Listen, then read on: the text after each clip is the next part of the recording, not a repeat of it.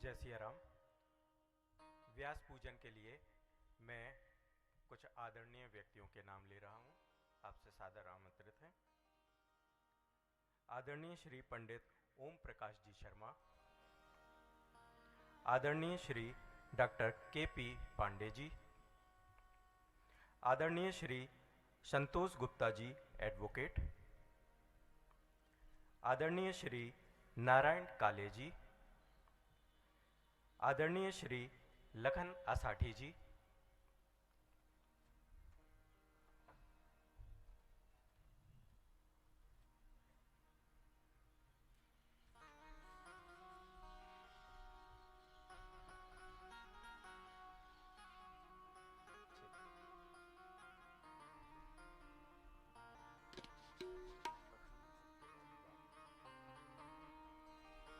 आदरणीय श्री लखन लाल बाबू जी,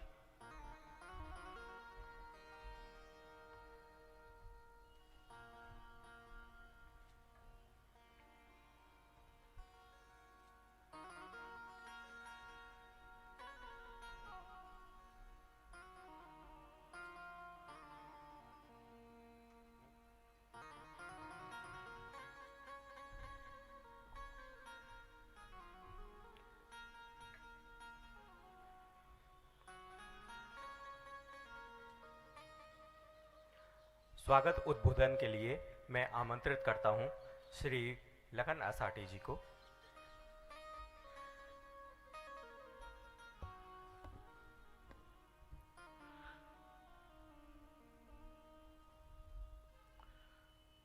रामकथा रसिक आप सभी श्रोताओं के चरणों में प्रणाम करता हूं। पूज्य संत श्री मैथिली शरण भाई जी के श्री चरणों को मैं नमन करता हूं। इस मौसम की अनुकूलता न होने के बावजूद आप सभी यहाँ पधारे हैं। हम बुंदेलखंड परिवार की तरफ से आपका बहुत बहुत स्वागत, अभिनंदन और वंदन करते हैं। हालांकि आज मौसम ने भी साथ दिया है, धूप निकल आई है और सर्दी का एहसास भी थोड़ा कम हुआ है। इस बार जो राम कथा का प्रसंग है, भक्ति का स्वरूप, जिस पर महाराज श्री 7 दिनों तक उसकी तात्विक विवेचना करने वाले हैं। मैं पुनः पूज्य भाई जी का अभिनंदन करता हूं। मानस में भगवान राम शबरी जी से ही कहते हैं, कहे रघुपत सुन भामिन बाता, मानहो एक भगति करना था। ईश्वर से जुड़ने का जो एकमात्र रास्ता भगवान बताते हैं वो है भक्ति ही है। और यही बात श्रीमद् भागवत में नारद जी भी कहते हैं, याति नीच गृहेश अपि। मतलब किसी भी अधम व्यक्ति अगर उसमें भक्ति है तो भगवान वहां तक है, उसके साथ हैं। महाराज श्री राम किंकर जी के प्रवचन को मैं सुन रहा था।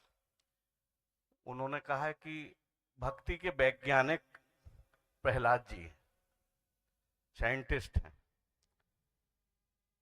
उनसे पूछा गया था कि भगवान कहाँ है उनके पिता ने, तो उन्होंने कहा सब जगह है, हर जगह भगवान है।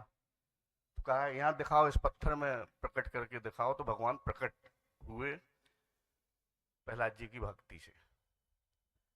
तो हमें 7 दिन तक महाराज श्री के श्रीमुख से भक्ति को और अच्छे से जानने का अवसर मिलेगा, क्योंकि भक्ति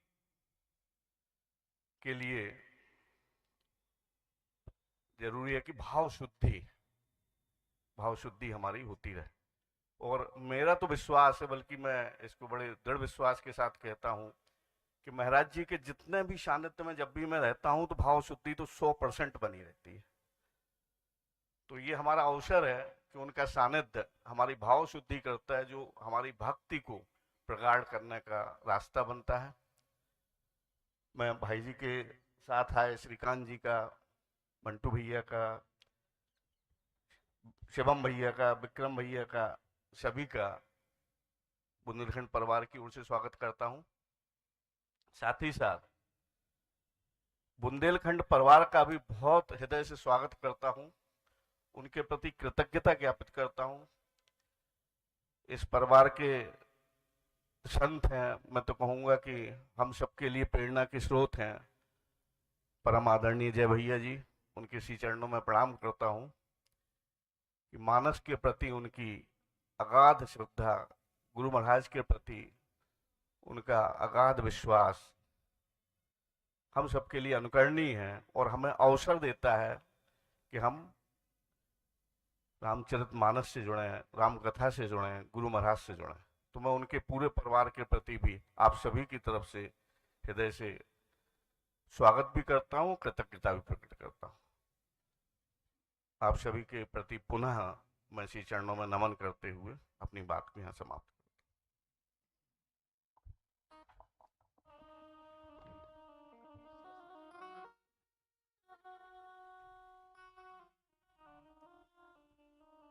नित्य आप सभी के समक्ष एक अमृत वचन दिया जाएगा। यह अमृत वचन पूज्य महाराज श्री द्वारा ही रचित रहता है। आज का अमृत वचन, भगवान की बनाई हुई प्रत्येक वस्तु का बहुत सम्मान करना चाहिए। इससे हमारे अंदर देशभक्ति और समाज कल्याण का सर्वोच्च कोटि की भावना का जागरण होगा। भगवान ने हमारे जीवन में जिन दुर्लभ वस्तुओं का योग सहज ही करा दिया है, उनका रक्षण करना भी भगवान की ही भक्ति है। ऐसा अभ्यास करने से हर पल भगवान हमारे साथ रहेंगे। जय श्री राम।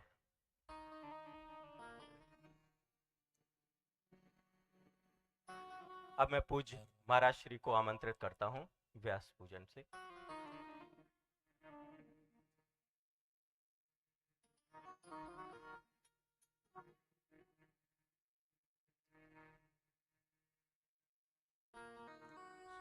श्री राम श्री राम श्री राम श्री राम श्री राम श्री राम श्री राम श्री राम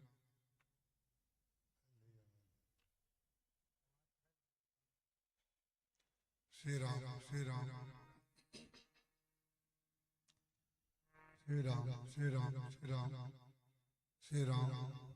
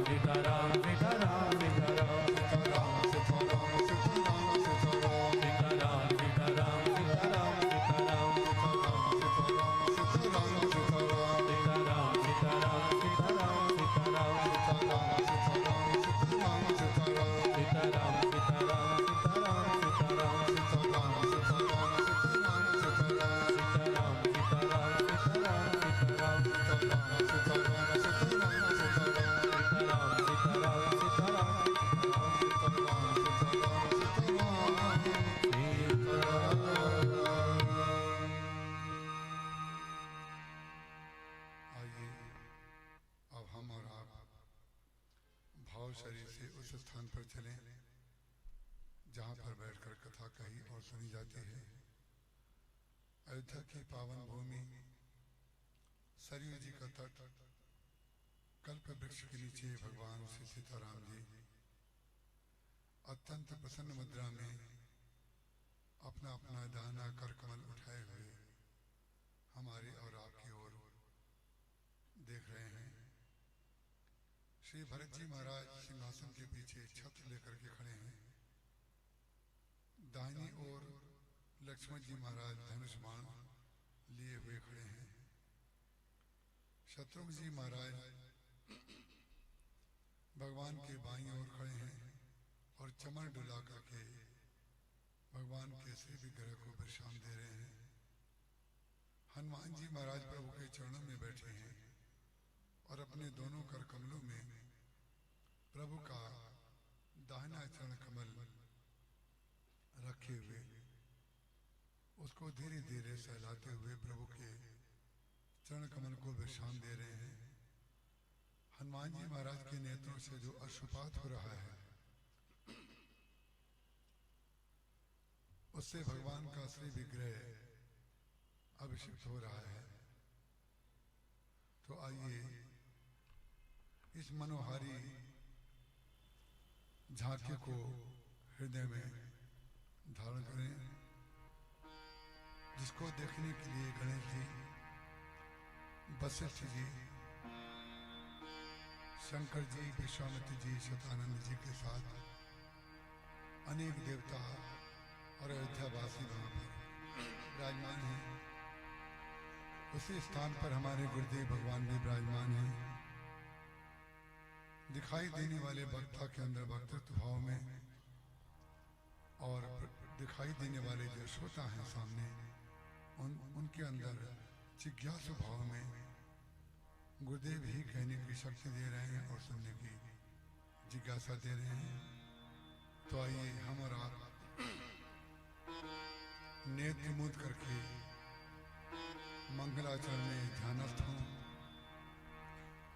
और भगवान की जो झांकी आपके समक्ष प्रस्तुत की गई है उसको हृदय में धारण करें और कथा सुनने की भावना में प्रवेश करें।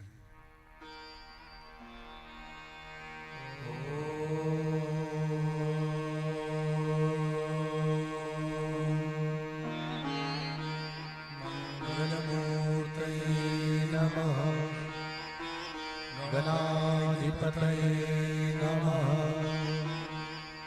शान्तं शाश्वतमप्रमेयमनघं निर्वाण शान्तिप्रदं ब्रह्मा शम्भु फणीन्द्रसेव्यमनिशम् वेदान्तवेद्यं विभुं रामाख्यं जगदीश्वरं सुरगुरुं मायामनोज्ञं हरिं वन्देऽहं करुणाकरं रघुवरं भूपालचूडामणि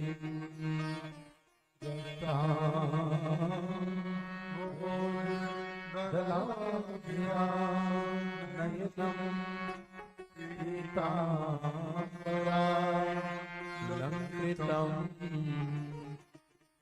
श्यामं दुर्भुजं प्रसन्नवदनं श्रीसीतया शोभितं कारुण्यामृत सागरं प्रियगणे भ्रात्रादिभिर्भावितं वन्दे विष्णु शिवादिसेव्यमनिशं भक्तेष्टसिद्धिप्रदम् अतुलित बलधाम हिम शैला बने हम धनुष बन कृशाण ज्ञानी नाम अग्रगण्यम सकल गुण निधानम वानरामधीशम रघुपति प्रिय भक्तम वात जातम नमामि विरामरथ जल बीच सम कहियत भिन्न न भिन्न बंदो सीता राम पद जिनहि परम प्रिय किम जनक सुता जगत जननी जानकी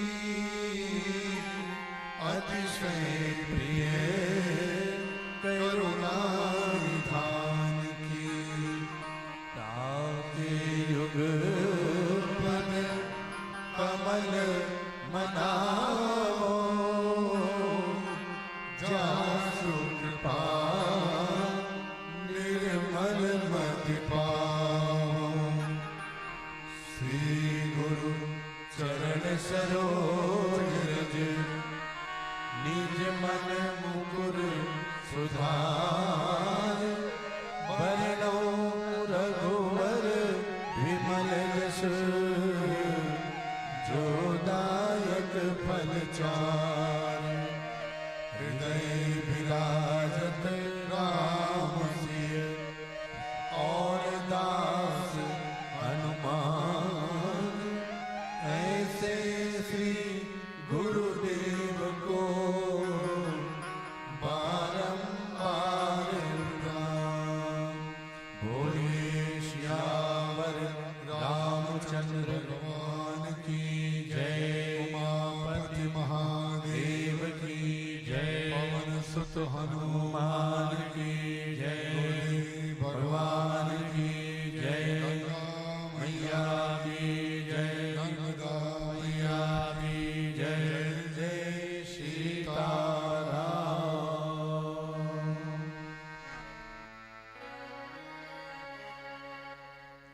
मैं अपनी संपूर्ण श्रद्धा श्री रामचरितमानस गोस्वामी श्री तुलसीदास जी महाराज और अपने गुरुदेव के श्री चरणों में अर्पित करता हूँ।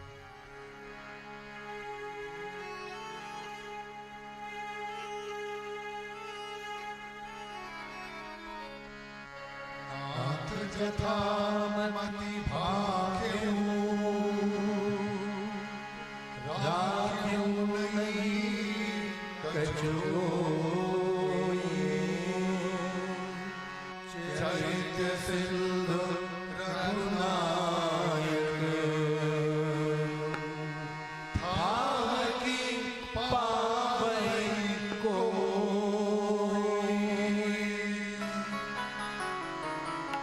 सुमिरि राम के गुण गणना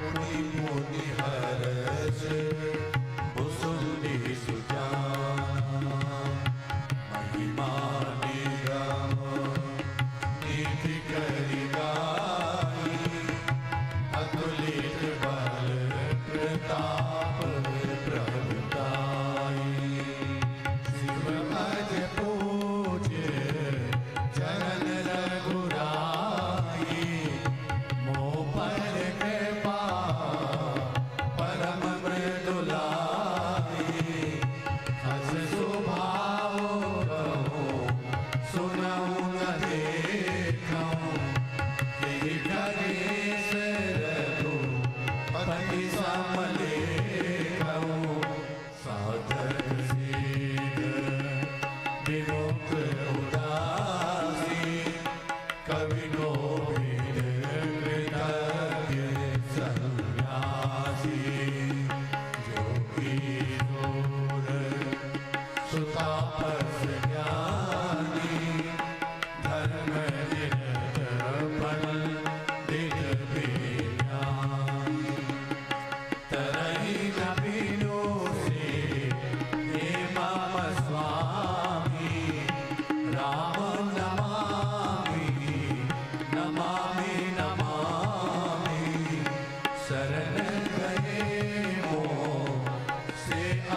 राशि कोई सोध नमामि अविनाशी शरण गए मोह से राशि कोई सोध नमामि अविनाशी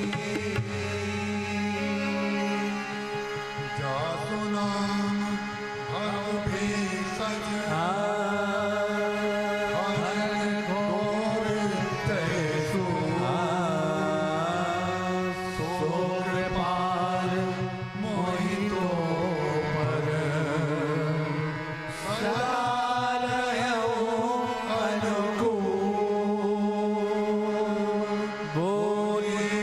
श्यावर रामचंद्र भगवान की जय। हरि अनंत हरि कथा अनंता कही सुनही बहुविधि सर्वसंता राम अनंत अनंत गुण अमित कथा विस्तार सुनि आचर्य नमामि हैं जिनके विमल विचार जिनके विमल विचार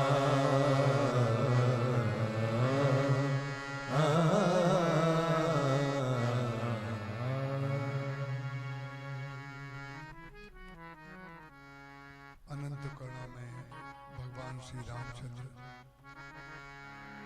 और अनंत वात्सल्यमयी मां से किशोरी जी की महती कृपा के फलस्वरूप पुनः ये सौभाग्य प्राप्त हुआ है जब सत्संग की परंपरा का उद्घाटन जिस सत्पुरुष के द्वारा यहाँ पर हुआ उनके निमंत्रण पर हम पुनः आपके समक्ष यहाँ पर आए और उस परंपरा का प्रारंभ करने वाले जो राम कथा की गंगा छतरपुर में पधारी गुरुदेव श्री राम किंकर जी महाराज के रूप में उसके भगीरथ बने हमारे परम सम्माननीय आदरणीय श्री जय भैया, मैं उनके प्रति बहुत कृतज्ञता ज्ञापन करता हूँ। आदरणीय श्री लखन जी असाठी ने मौसम विपर्य की बात कही, तो मौसम तो कोई भी ऐसा नहीं है जो पूर्ण अनुकूल होता हो। मौसम का तात्पर्य ही है कि मौसम जो अपने ढंग से चलता है मेरे ढंग से नहीं चलता। मौसम दीन न दीन है तुम समान रघुवीर। तो मौसम से अनुकूलता की आशा करना उचित नहीं है। बरसात होगी तो भी आप कहेंगे मौसम के विपर्य में भी आप पधारे। सर्दी होगी तो भी आप कहेंगे कि मौसम के विपर्य में आप पधारे। गर्मी ज्यादा होगी तो भी आप ये कहेंगे। टेलीफोनों पर जब मौसम बदलता है तो अधिकांश चर्चा लोग यही करते हैं कि आपके यहाँ मौसम कैसा है। मालूम है सर्दी है, फिर भी पूछेंगे कि मौसम कैसा है। तो ये एक परंपरा है जिसका निर्वहन आपने किया। हम लोग मौसम प्रूफ होते हैं। हम लोग किसी भी मौसम में महाराज चलते रहते हैं। जहाँ बुलाया जाता है वहां जाते हैं और जिसको बुलाते हैं वो हमारे पास ही आता है। तो जय भैया ने इस बार जो प्रसंग सुना था उस प्रसंग को उन्होंने संक्षेप में कहा कि भक्ति का स्वरूप रामचरितमानस में क्या है। तो निश्चित रूप से भक्ति के स्वरूप के नाम पर या प्रसंग के शीर्षक पर लोगों का ये ध्यान जा सकता है कि संभवतः नवधा भक्ति की चर्चा होगी। मैंने इस पर बहुत विचार किया। हम चित्रकूट से कल आ रहे थे तो मार्ग में भी मैंने चिंतन किया। ग्रंथ मेरे समक्ष ही रखा रहता है बैग में। मैंने उसमें से संकेत लेने की चेष्टा की। जो ही ग्रंथ खुला तो संजोग से एक गुलाब का पुष्प की पंखुड़ी उसमें से किनारे की ओर निकल आई और ये उत्तरकांड का ये प्रसंग खुल गया। हमने मिंटू भैया से चर्चा की कि मेरी इच्छा है कि ये प्रसंग लें, तो हमारे साथ वाले लोगों ने सहयोग किया और कहा ये तो बहुत ही सुंदर है। हम आपसे ये बताना चाहते हैं, संपूर्ण रामचरितमानस में और संपूर्ण श्रीमद् भागवत में और संपूर्ण श्रीमद् गीता में और जितने भी हमारे वो धर्म ग्रंथ हैं जो भक्ति विषयक हैं, भक्ति मार्ग में तो वही है, सब में भक्ति विषयक ही चर्चा की गई है। भक्ति का तात्पर्य केवल नवधा भक्ति नहीं है। जितने भगवान के कृपा पात्र हैं उनके साथ में उनका आधार मात्र भक्ति है। ज्ञान मार्ग से भी भक्ति को प्राप्त किया जाता है और भक्ति मार्ग से भी ज्ञान को ही प्राप्त किया जाता है। दोनों एक दूसरे के पूरक तत्व हैं। ये जो प्रसंग आपके समक्ष लिया गया है, पहले हम इसकी पृष्ठभूमि बता दें, क्योंकि कई श्रोता अक्सर ये कहा करते हैं कि हमें ये मालूम हो कि किस विषय पर और ये विषय कहां से लिया गया है, इसकी पृष्ठभूमि उनको पता हो। रामचरितमानस संपूर्ण हो गया। संपूर्ण हो जाने के पश्चात दो वक्ता और दो श्रोताओं ने एक ही तरह की बात की। रामचरितमानस के जितने भी पात्र हैं भगवान राम के निकटस्थ, सब भक्ति विषयक हैं। चाहे हनुमान जी हों, उनके द्वारा भी भक्ति की व्याख्या हो जाएगी। श्री भरत जी के द्वारा भी भक्ति की व्याख्या हो जाएगी। लक्ष्मण जी के द्वारा भी भक्ति की व्याख्या हो जाएगी। सीता जी तो साक्षात मूर्तिमती भक्ति स्वयं हैं, उनके द्वारा भी भक्ति की व्याख्या हो जाएगी। सुग्रीव के द्वारा भी हो जाएगी, सुमित्रा जी के द्वारा भी हो जाएगी, कौशल्या जी के द्वारा भी हो जाएगी, वशिष्ठ जी और विश्वामित्र जी, भगवान शंकर, जितने भी पात्र हैं, विभीषण जी, सबके चरित्र की यदि व्याख्या की जाए तो उसका आधार आप देखेंगे वो भक्ति ही मूल होगा। तो ये जो प्रसंग आपके समक्ष लिया गया है, ये उत्तरकांड का उत्तरार्ध है। उत्तरकांड जो है वो रामचरितमानस का उत्तरार्ध है और ये जो प्रसंग है आपके समक्ष, ये उत्तरकांड का उत्तरार्ध है। उत्तरकांड के उत्तरार्ध में दो वक्ता और दो श्रोता मुखर होते हैं। एक भगवान शंकर से पार्वती जी ने कहा कि मैं आपकी कथा सुन करके धन्य हो गई, धन्य हो गई और धन्य हो गई। धन्य धन्य मैं धन्य पुरारी, सुनो राम गुण भव भय हारी। अब यहां पर काकभूषुंडी जी महाराज गरुड़ जी से कह रहे हैं। काकभूषुंडी जी वक्ता हैं और गरुड़ जी इस कथा के श्रोता हैं। तो भक्ति का स्वरूप इसमें क्या है, आप इस बात पर ध्यान दें। मुझे आपसे एक बार भी कहने की आवश्यकता बिल्कुल नहीं लग रही है कि कृपा करके आप ध्यान से सुने, क्योंकि ध्यान से सुनने की स्थिति आपकी ना होती तो निश्चित रूप से इस शीत के विपर्य में आप इस पंडाल में आके बैठे ही नहीं होते। तो आपसे हम ये कहें कि आप कृपा करके ध्यान से सुने तो ये उचित नहीं है, लेकिन ना कहें तो भी उचित नहीं है। ना कहें तो भी तो उचित नहीं है। व्यवधान केवल सर्दी थोड़ी होती है, व्यवधान नींद भी तो होती है। आपको लगता होगा ये हर साल आते हैं, नींद से बड़ा प्रेम है इनका। नींद से हमारा प्रेम नहीं है, नींद से जिनका प्रेम है उनसे हमारा प्रेम है। आप समझ गए ना सुमिल? नींद से जिनका प्रेम है हमारा उनसे विशेष प्रेम है। इसलिए हम कहते हैं कि हमारा प्रेम बना रहे, क्योंकि हम कमरे में दूसरे व्यक्ति होते हैं और कथा के मंच पर दूसरे होते हैं। इसलिए वहां प्रेम किन्हीं और कारणों से करते हैं, क्योंकि आपसे हमारा बरसों का संबंध है, गुरुदेव के संबंध से हमारा आपसा संबंध है। लेकिन यहाँ पर आकर के आपको हम केवल श्रोता रूप में देखते हैं और कोई दूसरा रूप हम देखना नहीं चाहते।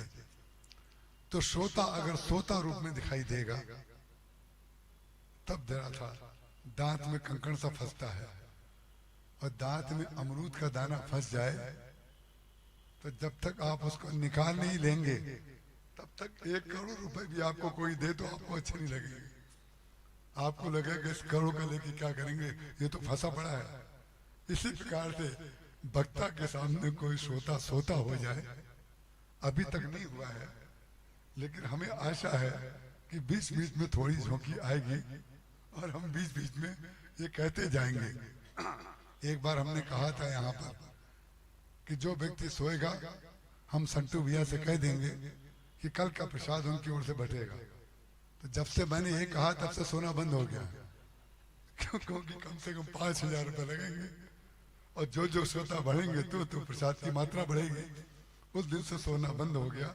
तो बजाय कि 3 दिन बाद हम ये बात कहें, हम आज से ही कह देते हैं जो आज सोएगा उसकी घोषणा हम कर देंगे, कल का प्रसाद ये बंटवाए। अब तो नींद भाग जाएगी नीचे से, कौन 5,000 रुपए डाले, इससे अच्छा तो जग जाओ। जो बात जगा दे वही कथा है, और जो बात सुला दे वही व्यथा है। हम लोग जगने के लिए यहाँ पर आते हैं, और कथा का उद्देश्य है जगा देना। काग भुसुंडी जी महाराज कहते हैं, नाथ जथामति भाग्य। ये उत्तरकांड के उत्तरार्ध का प्रसंग है, जब पार्वती जी को भगवान शंकर कथा सुना चुके हैं, और गरुड़ जी को भी कागभूषण जी महाराज कथा सुना चुके हैं। सुनाने के पश्चात वे ये कहते हैं कि जैसा मेरी मति में आया वैसा मैंने आपको सुनाया। हम एक वाक्य आपसे और निवेदन करें, जो बातें कथा में कही जाएं, उनमें से कुछ बातें आप कृपा करके या तो कागज में नोट कर लिया करिए या हृदय में। और हम आपको ये निश्चित बताते हैं, जो बात आपको हृदय स्पर्शी लगे उसको यदि आप धारण कर लेंगे तो मैं अपने अनुभव की बात आपसे शेयर कर रहा हूं कि आपको जीवन में बहुत लाभ होगा। कथा सुनने के बाद ऐसा मत समझिएगा कि 7 दिन की कथा है अब 6 बजे, 7 दिन की कथा है अब 5 बजे, ये गिनती मत गिनिएगा। कथा में रुचि अगर होगी तो कथा को ले लेकर के, जैसे आप मार्केट में जो आपके मतलब की वस्तु होती है आप वही खरीदते हैं, उसी के अनुसार जो जो बात आपको अच्छी लगे, पूरी कथा से लिंक अगर ना भी कोई बना पाए लेकिन कोई टुकड़ा भी अगर अच्छा लगता है तो टुकड़े को गोस्वामी तुलसीदास जी महाराज ने भी प्रस्तुत किया है। जो मैंने कथा के टुकड़े बताए, ऐसे गोस्वामी तुलसीदास जी महाराज ने भी एक टुकड़ा दिया रामचरितमानस में। शतपंच चौपाई मनोहर जान जे नर उर्धरें, दारुण अविद्या पंच जनित विकार श्री रघुवर हरें। तो ये टुकड़ा है जो इस बार का भक्ति का प्रतिपादन आपके समक्ष होगा। ये समय काटना नहीं है, काल विक्षेप नहीं है कि हम समय काटने आए हैं और आप समय काटने आए हैं। हम जीवन के निर्णायक दौर में गुजर रहे हैं। जीवन के निर्णायक दौर में जब परीक्षा होती है तो वह निर्णायक दौर होता है। और परीक्षा में जो लिख करके आ गए, वो आपने परीक्षा नहीं दी है, आपने अपना भाग्य लिखा है। परीक्षा की कॉपी में हम अपना भाग्य लिख करके आते हैं। उस परीक्षा की कॉपी में जो हमने लिखा है वो इस पर निर्भर करता है कि जब परीक्षा फल आएगा तो उसमें कितने नंबर मिले, पास हुए कि फेल हुए, या कितने डिग्री से हम पास हुए। इसलिए हम अपने लिए कह रहे हैं, आपके लिए नहीं कह रहे हैं।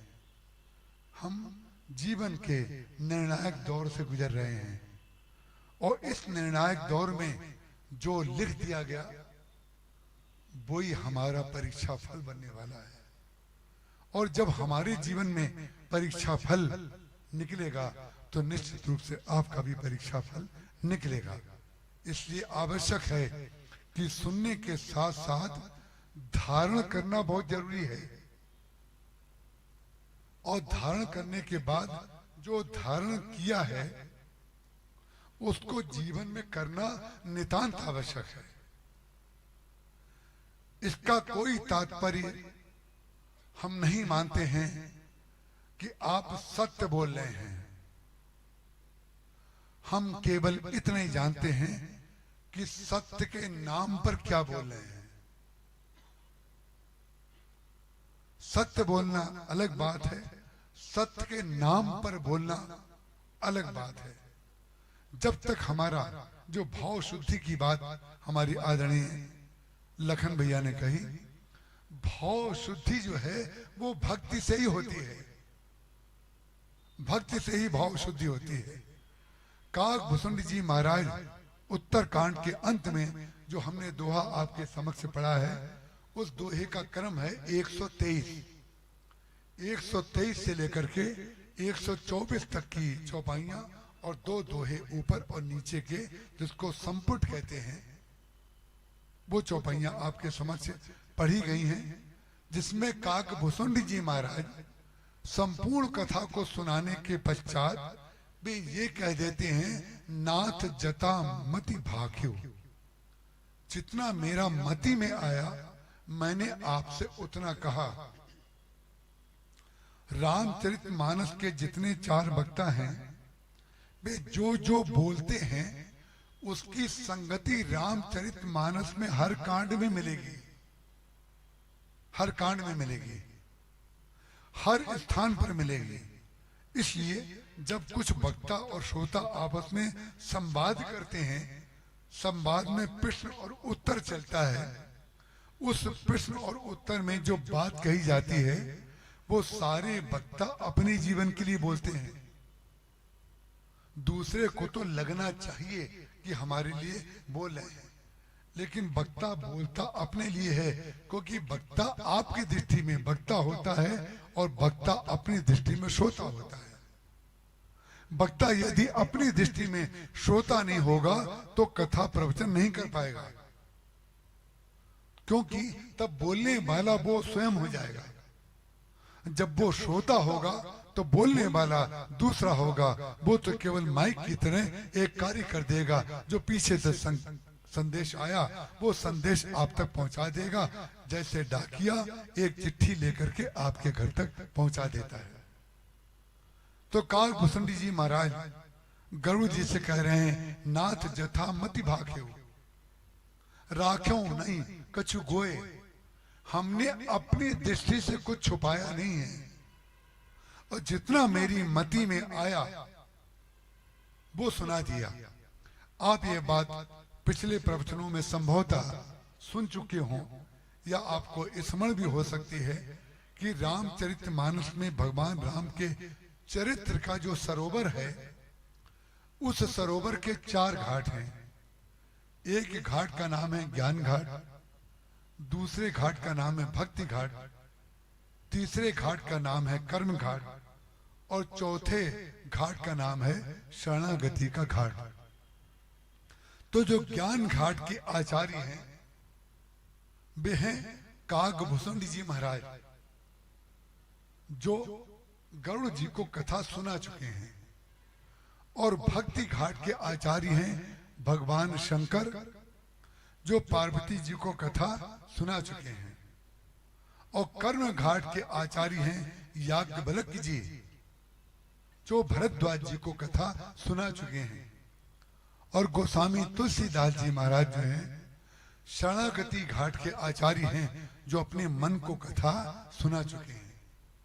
ये आपके समक्ष हमने खोल करके संक्षेप में मूल प्लेटफॉर्म इसलिए बना दिया ताकि आप उसको ठीक से समझ करके उसको आगे सुन सकें। वे कह रहे हैं मैंने अपनी बुद्धि से जो जो मेरे समझ में आया वो हमने आपको सुना दिया, और हमें ऐसा लगता है हमने छुपाया कुछ नहीं है, लेकिन जिसने छुपाया कुछ नहीं है वो ही ये लिखता है, वो ही ये बोलता है, हरि अनंत हरि कथा अनंता, कहीं सुनहि वो विधि सब संता, राम अनंत अनंत गुण अमित कथा विस्तार, सुनी आचरज न मानी है जिनके विमल विचार। जिनके विमल विचार का तात्पर्य क्या होता है? जैसे समुद्र के किनारे आप जाएं या गंगा के किनारे आप जाएं, तो जब आप गंगा के किनारे स्नान करने जाएंगे तो आपको हर बार नया जल मिलेगा, पुराना जल नहीं मिलेगा। गंगा पुरानी और जल नया, ग्रंथ पुराना विचार नए। ये रामचरितमानस का सूत्र है, ये ग्रंथों का सूत्र है, ये सत्संग का आधार है। आधार गंगा तो पुरानी है, भगीरथ जी उतार करके लाए अपने पुरखों के लिए, लेकिन लाए पुरखों के लिए, लाए पुरखों के लिए, लेकिन कल्याण का कारण सारे संसार के लिए गंगा बन गई। जैसे जय भैया लाए महाराज जी को स्वयं अपने कल्याण के लिए, लेकिन उनका कल्याण सबके कल्याण का कारण बन गया। यही होता है सद्विचार। जब किसी के हृदय में शुद्ध भावना जागृत होती है तो संभवतः कभी कभी उस भक्त को ये पता भी नहीं होता है। देखिए, भक्त को भी कभी कभी पता नहीं होता है कि उसकी ये भक्ति है, और भक्त से विपरीत जो है उसको भी ये पता नहीं होता है कि ये उसकी बड़ी भारी त्रुटि है। और अगर कहीं भक्त को पता चल जाए कि मेरी ये भक्ति है, तो वो भक्ति से च्युत हो जाएगा, क्योंकि उसके अंदर अहम भाव आ जाएगा कि मैं इतना ऊंचा हूं, मैंने ऐसा किया है।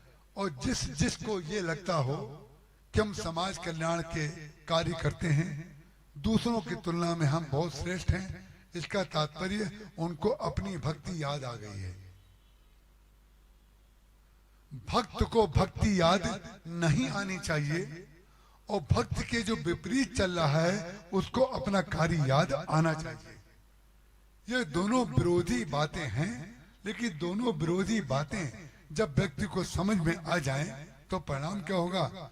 संसार का कल्याण हो जाएगा। लोग एक दूसरे के बहुत निकट आ जाएंगे। अस्पताल में मिलने जाने की जगह, मृत्यु के पश्चात मिलने जाने की जगह, घर पर मिलना, सत्संग में मिलना, और सत्संग में मिलना, मंदिर में मिलना, ये श्रेष्ठ बात है और विचित्र बात है। कितने ही कहो, कितने ही सुनो, लेकिन हम मिलेंगे वहीं पर जहां एक बार मिला जाता है। जहां बार बार मिला जाता है वहां पर जाने में हमारा ईगो हल्ट होता है। विचित्र बात है, एक कंडक्टर आपका ईगो तोड़ देता है, एक कुली आपका ईगो तोड़ देता है। एक सामान्य व्यक्ति, संसार का कोई भी व्यक्ति जिससे आपको काम कराना है, अरे आपका कर्मचारी आपका ईगो तोड़ देता है। महाराज, जिस समय आपको हाथ से पानी नहीं उठाते बनेगा, उस समय आप अपने ईगो को जमीन पर रखे बगैर उससे पानी कैसे आशा कर सकते हैं आपको पानी मिल जाए?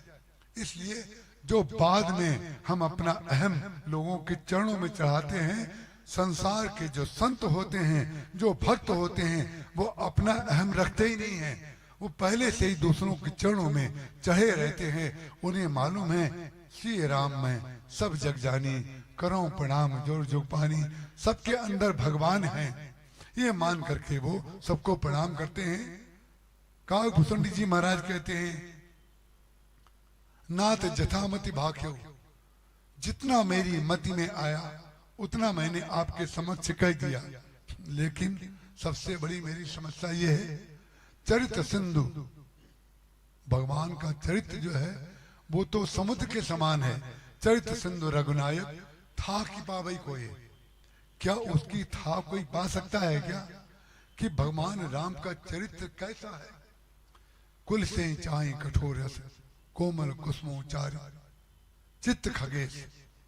काकभूषण जी महाराज कह रहे हैं, कभी वो बड़े कोमल दिखाई देते हैं। हम इस बार ये बात निश्चित बार बार आपसे कहेंगे। इस बार बेटी ऋचा ने पूजन किया है, इसमें भी कोई ना कोई ईश्वर का संकेत होगा, क्योंकि ईश्वर की इच्छा के बगैर तो पत्ता नहीं हिलता है महाराज। एक क्षण भी, एक पल भी ईश्वर की इच्छा के बगैर हम और आप नहीं चल सकते। उसकी व्यापक योजना में जो जो है उसके संकेत जो हैं वो मिलने शुरू हो जाते हैं। विजिबिलिटी जिसको कहते हैं ना, जिसके कारण जो है फ्लाइटें आजकल कैंसिल हो रही हैं, ट्रेनें लेट चल रही हैं। संसार की धुंध में व्यक्ति को दिखना बंद हो जाता है, इसलिए गति धीमी कर दी जाती है। इसलिए गति धीमी कर दी जाती है कि जब वो दिखाना चाहता है तब दिखता है। आपकी आंख में अगर देखने की क्षमता होती तो कोहरे में देख करके दिखाओ। न हम कोहरे को हटा सकते, न कोहरे में हम देख सकते। उसका कारण क्या है?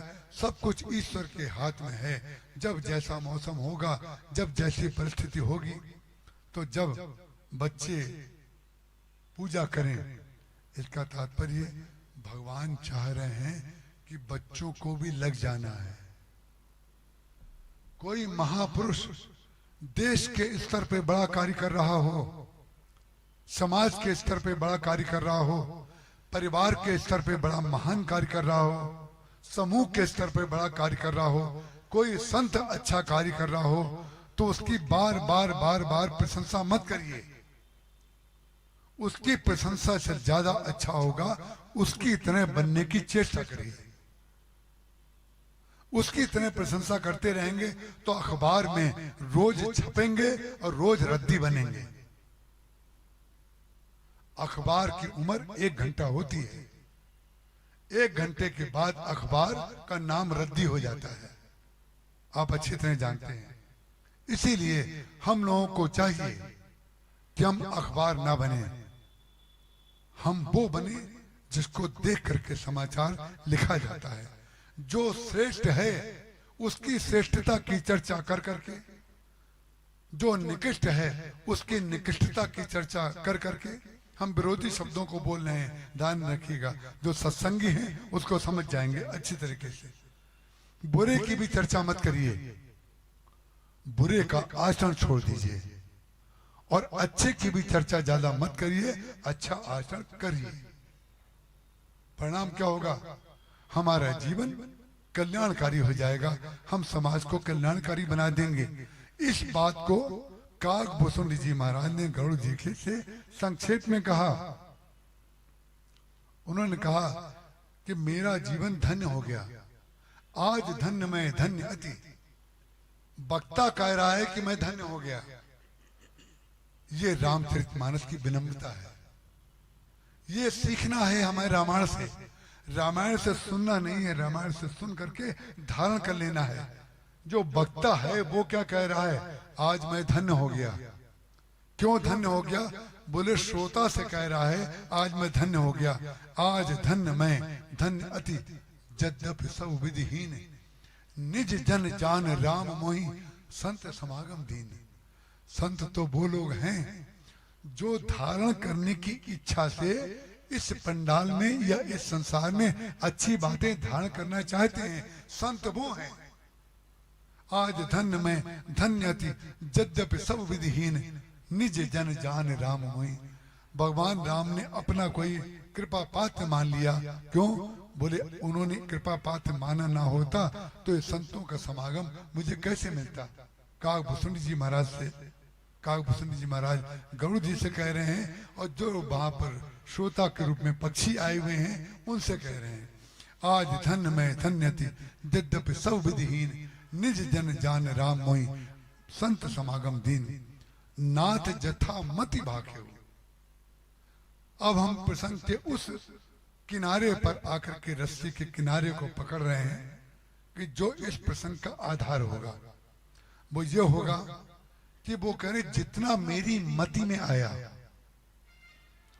उतना मैंने आपसे कह दिया, और अनंत को तो कोई पकड़ ही नहीं सकता। जैसे गंगा में आप जाएं तो नित्य नया जल आपको मिलेगा, पुरानी गंगा में जल नित्य नया मिलता है। तो आप सारी गंगा को भरना चाहें कि हम घर पे ले जाएं, वो संभव नहीं हो सकता है। ना आप समुद्र को भर सकते, ना गंगा को भर सकते, लेकिन गंगा के पास जाकर के स्नान तो कर सकते हैं। कम से कम किसी बोतल में, डब्बे में, कमंडल में जल तो ला सकते हैं। तो जो जल ले जाने की बात कही जा रही है कमंडल में, वो ही धारण करने की बात कही जा रही है कि गंगा जल पूरे समय चलता नहीं है, तो हम लोग क्या करते हैं कि गंगा जल में से निकाला थोड़ा सा जल, तो गंगा जल के रूप में भगवान को अभिषेक करा दिया। उतना जो साधारण जल है उसको डब्बे में डाल दिया, तो परिणाम क्या हो जाता है, डब्बे में गंगा जल का अभाव कभी नहीं होता है। सब लोग उसको कहेंगे गंगा जल वाले डब्बे में से जल ले आओ।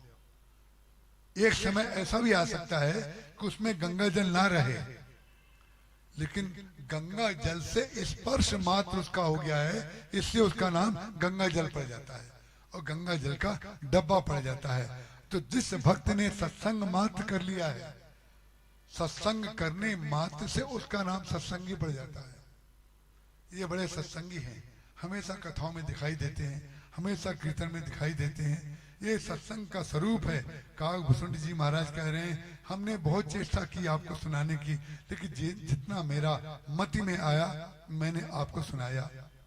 गोस्वामी तुलसीदास जी महाराज ने बालकांड में ही एक कह दिया, करण चहु रघुपति गुण गाहा लघुमति मोर चरित अवगाहा। हम रामचरित मानस की चर्चा करना चाहते हैं, भगवान राम की व्यापक चरित्र को बताना चाहते हैं। हमारी मति तो है थोड़ी, और भगवान राम का चरित्र है अनंत। जब तक जिसके लिए हम बोल रहे हैं उसकी अनंतता दिखाई देती रहेगी, उतनी देर तक हम अनंत में प्रवेश किए रहेंगे। और जिस दिन हमने अपनी अनंतता की ओर ध्यान दिया कि हम कितने व्यापक हैं, हमने इतना कह डाला, तो उस दिन हम उस अनंतता से दूर हो जाते हैं। हमने इस बात को अनुभव किया। दिल्ली में लक्ष्मी नारायण मंदिर, जिसको जनता में बिरला मंदिर लोग कहते हैं, वहां प्रवचन करके महाराज जी उतर रहे थे, तो सीढ़ी पर कुछ वाक्य ऐसे बोल रहे थे जो मुझे समझ में नहीं आ रहे थे, लेकिन शब्द के रूप में सुनाई दे रहा था, क्योंकि मैं हाथ पकड़ा हुआ था।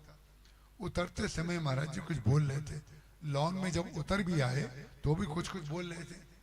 जब गाड़ी में बैठ गया, क्योंकि कुछ श्रोता कथा के पश्चात भी खड़े रहते हैं, उनके सामने तो नहीं पूछ सकता। गाड़ी में बैठ करके जब मैंने पूछा, महाराज जी 1.25 घंटा आपने प्रवचन किया, उसके बाद आप क्या बोल रहे थे, जरा ये बता दीजिए, क्या बोल रहे थे? क्या 1.25 घंटे में बोल करके पूर्ति नहीं हुई क्या? अब आप क्या बोल रहे थे?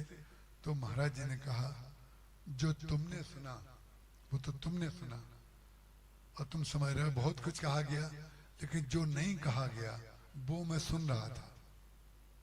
जो नहीं कहा गया वो मैं बोल रहा था, वो मैं सुन रहा था। और वो वाक्य महाराज जी बोल रहे थे, अरे ये तो कहा ही नहीं गया, ये तो कहा ही नहीं गया। मैंने क्या क्या नहीं कहा गया, ये ध्यान रखेंगे तो अनंतता में आप मिले रहेंगे, और क्या क्या कहा गया ये ध्यान रहेगा तो आप अनंतता से उसके दूर हो जाएंगे। इसीलिए रामायण के जितने वक्ता हैं उनको प्रवचन करने के बाद, चाहे रामायण के हो चाहे भागवत के हो, परम पूज्य ओम प्रकाश जी महाराज बैठे, उनको उसका अनुभव होगा।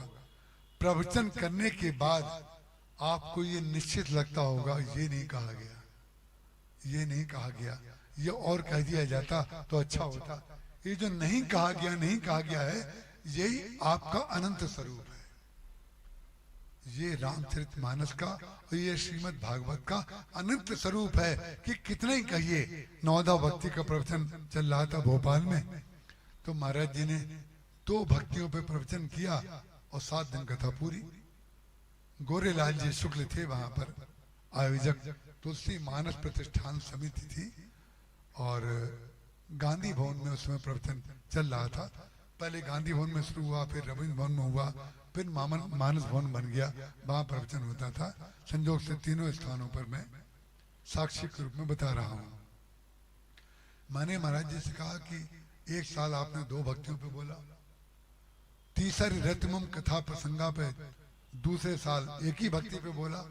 हमने महाराज जी से कहा कि 7 दिन तक आप प्रवचन करते हैं, तो जब उन्होंने 9धा भक्ति पे आपसे प्रवचन करने के लिए कहा है, तो आप सारी की सारी 9 भक्तियों पे प्रवचन क्यों नहीं करते?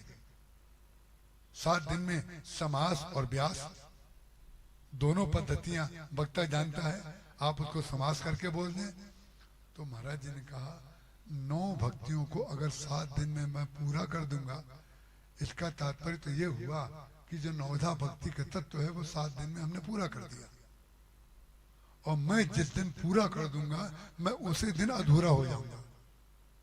जिस दिन विषय को मैं ये कह दूंगा कि मैंने 7 दिन में 9 भक्तियां कह दी, और जो लोग समझते हैं कि 9 दिन में हमने ग्रंथ का पूरा वाचन कर दिया, या 7 दिन में वाचन कर दिया, या विषय का प्रतिपादन कर दिया, तो उन्होंने अभी सीखना शुरू किया है, अभी बोलना नहीं शुरू किया है। उन्होंने सीखना शुरू किया है, पहले स्टेप में उन्होंने पैर रखा है। उसका कारण क्या है? राम अनंत अनंत गुण अमित कथा विस्तार। जब वक्ता श्रोताओं के सामने जाता है तो भगवान के अनंत चरित्र इसलिए उसको दिखाई देते हैं कि वो जो श्रोताओं में भगवान बैठे हुए हैं, उतने रूपों में वो भगवान को देखता है, और उनकी आंखों में से जो जो भाव उसको मिलते हैं उसी का वाचन वो मंच पे बैठ करके किया करता है। ये वक्ताओं को मालूम होता है, श्रोताओं के बाद मालूम नहीं हो सकती। राम अनंत अनंत गुण अमित कथा विस्तार, सुनी आचरण न मानी हैं जिनके विमल विचार। तो गोस्वामी तुलसीदास जी महाराज कहते हैं जितना हमारे मति में था।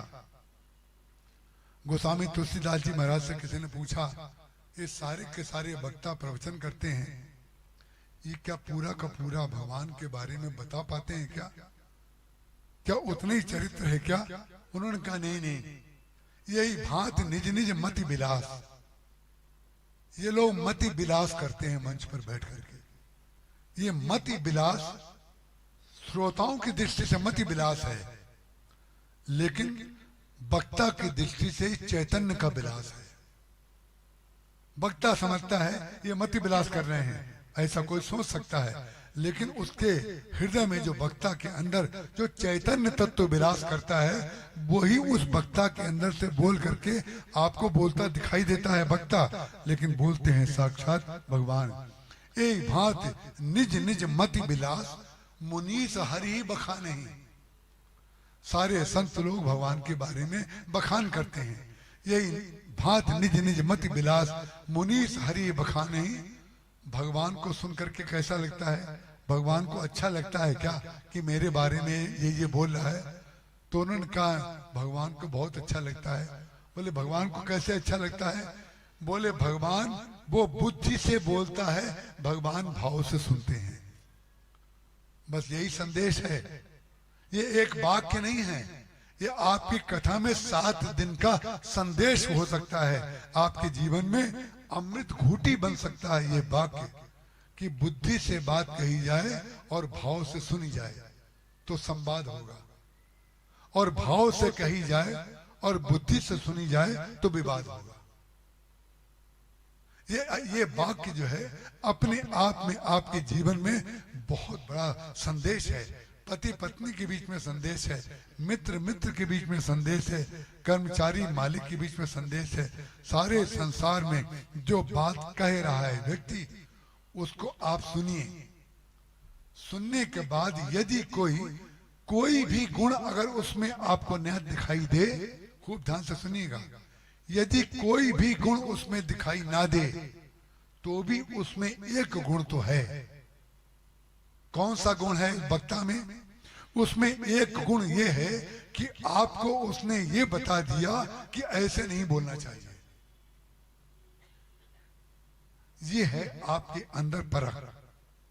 आपको कम से कम वो ये बता के तो चला ही गया कि ऐसे नहीं बोलना चाहिए। और वक्ता की आलोचना करने के बाद अपने जीवन में आप उससे भी नीचे धरातल पे उतर करके कार्य करते हो तो आपको कहने का कोई ना अधिकार है, ना आपने सुना, ना आपने धारण किया।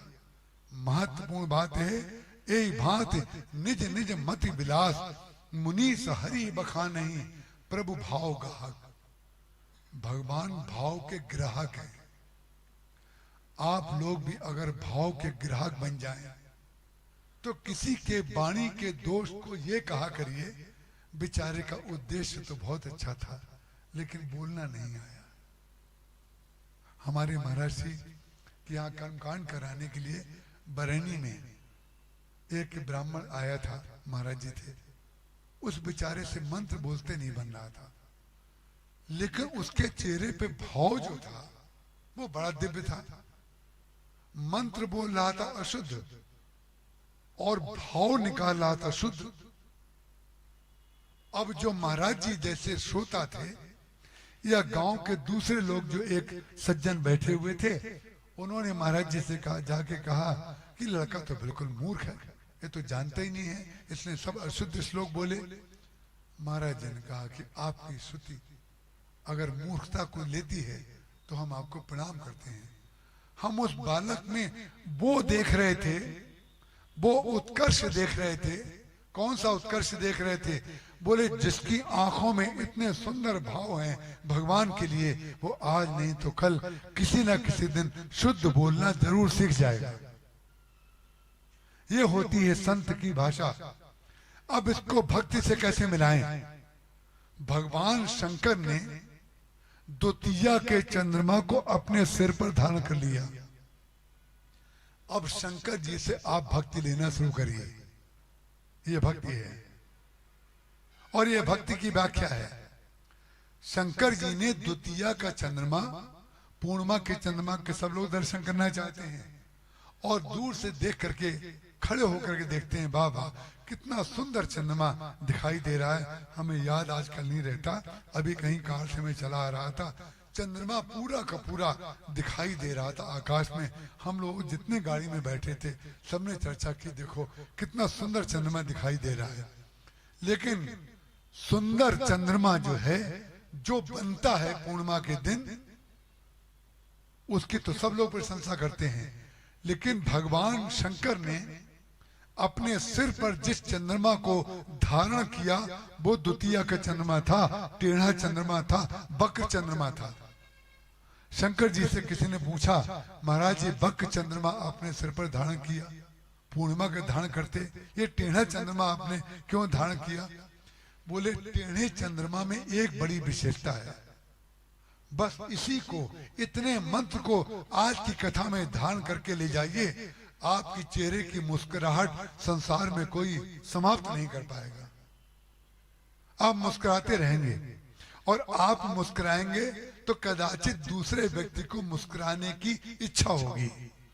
मुस्कुराना इसलिए चाहिए घर में ताकि आपके कारण घर में मुस्कुराहट का संचार हो।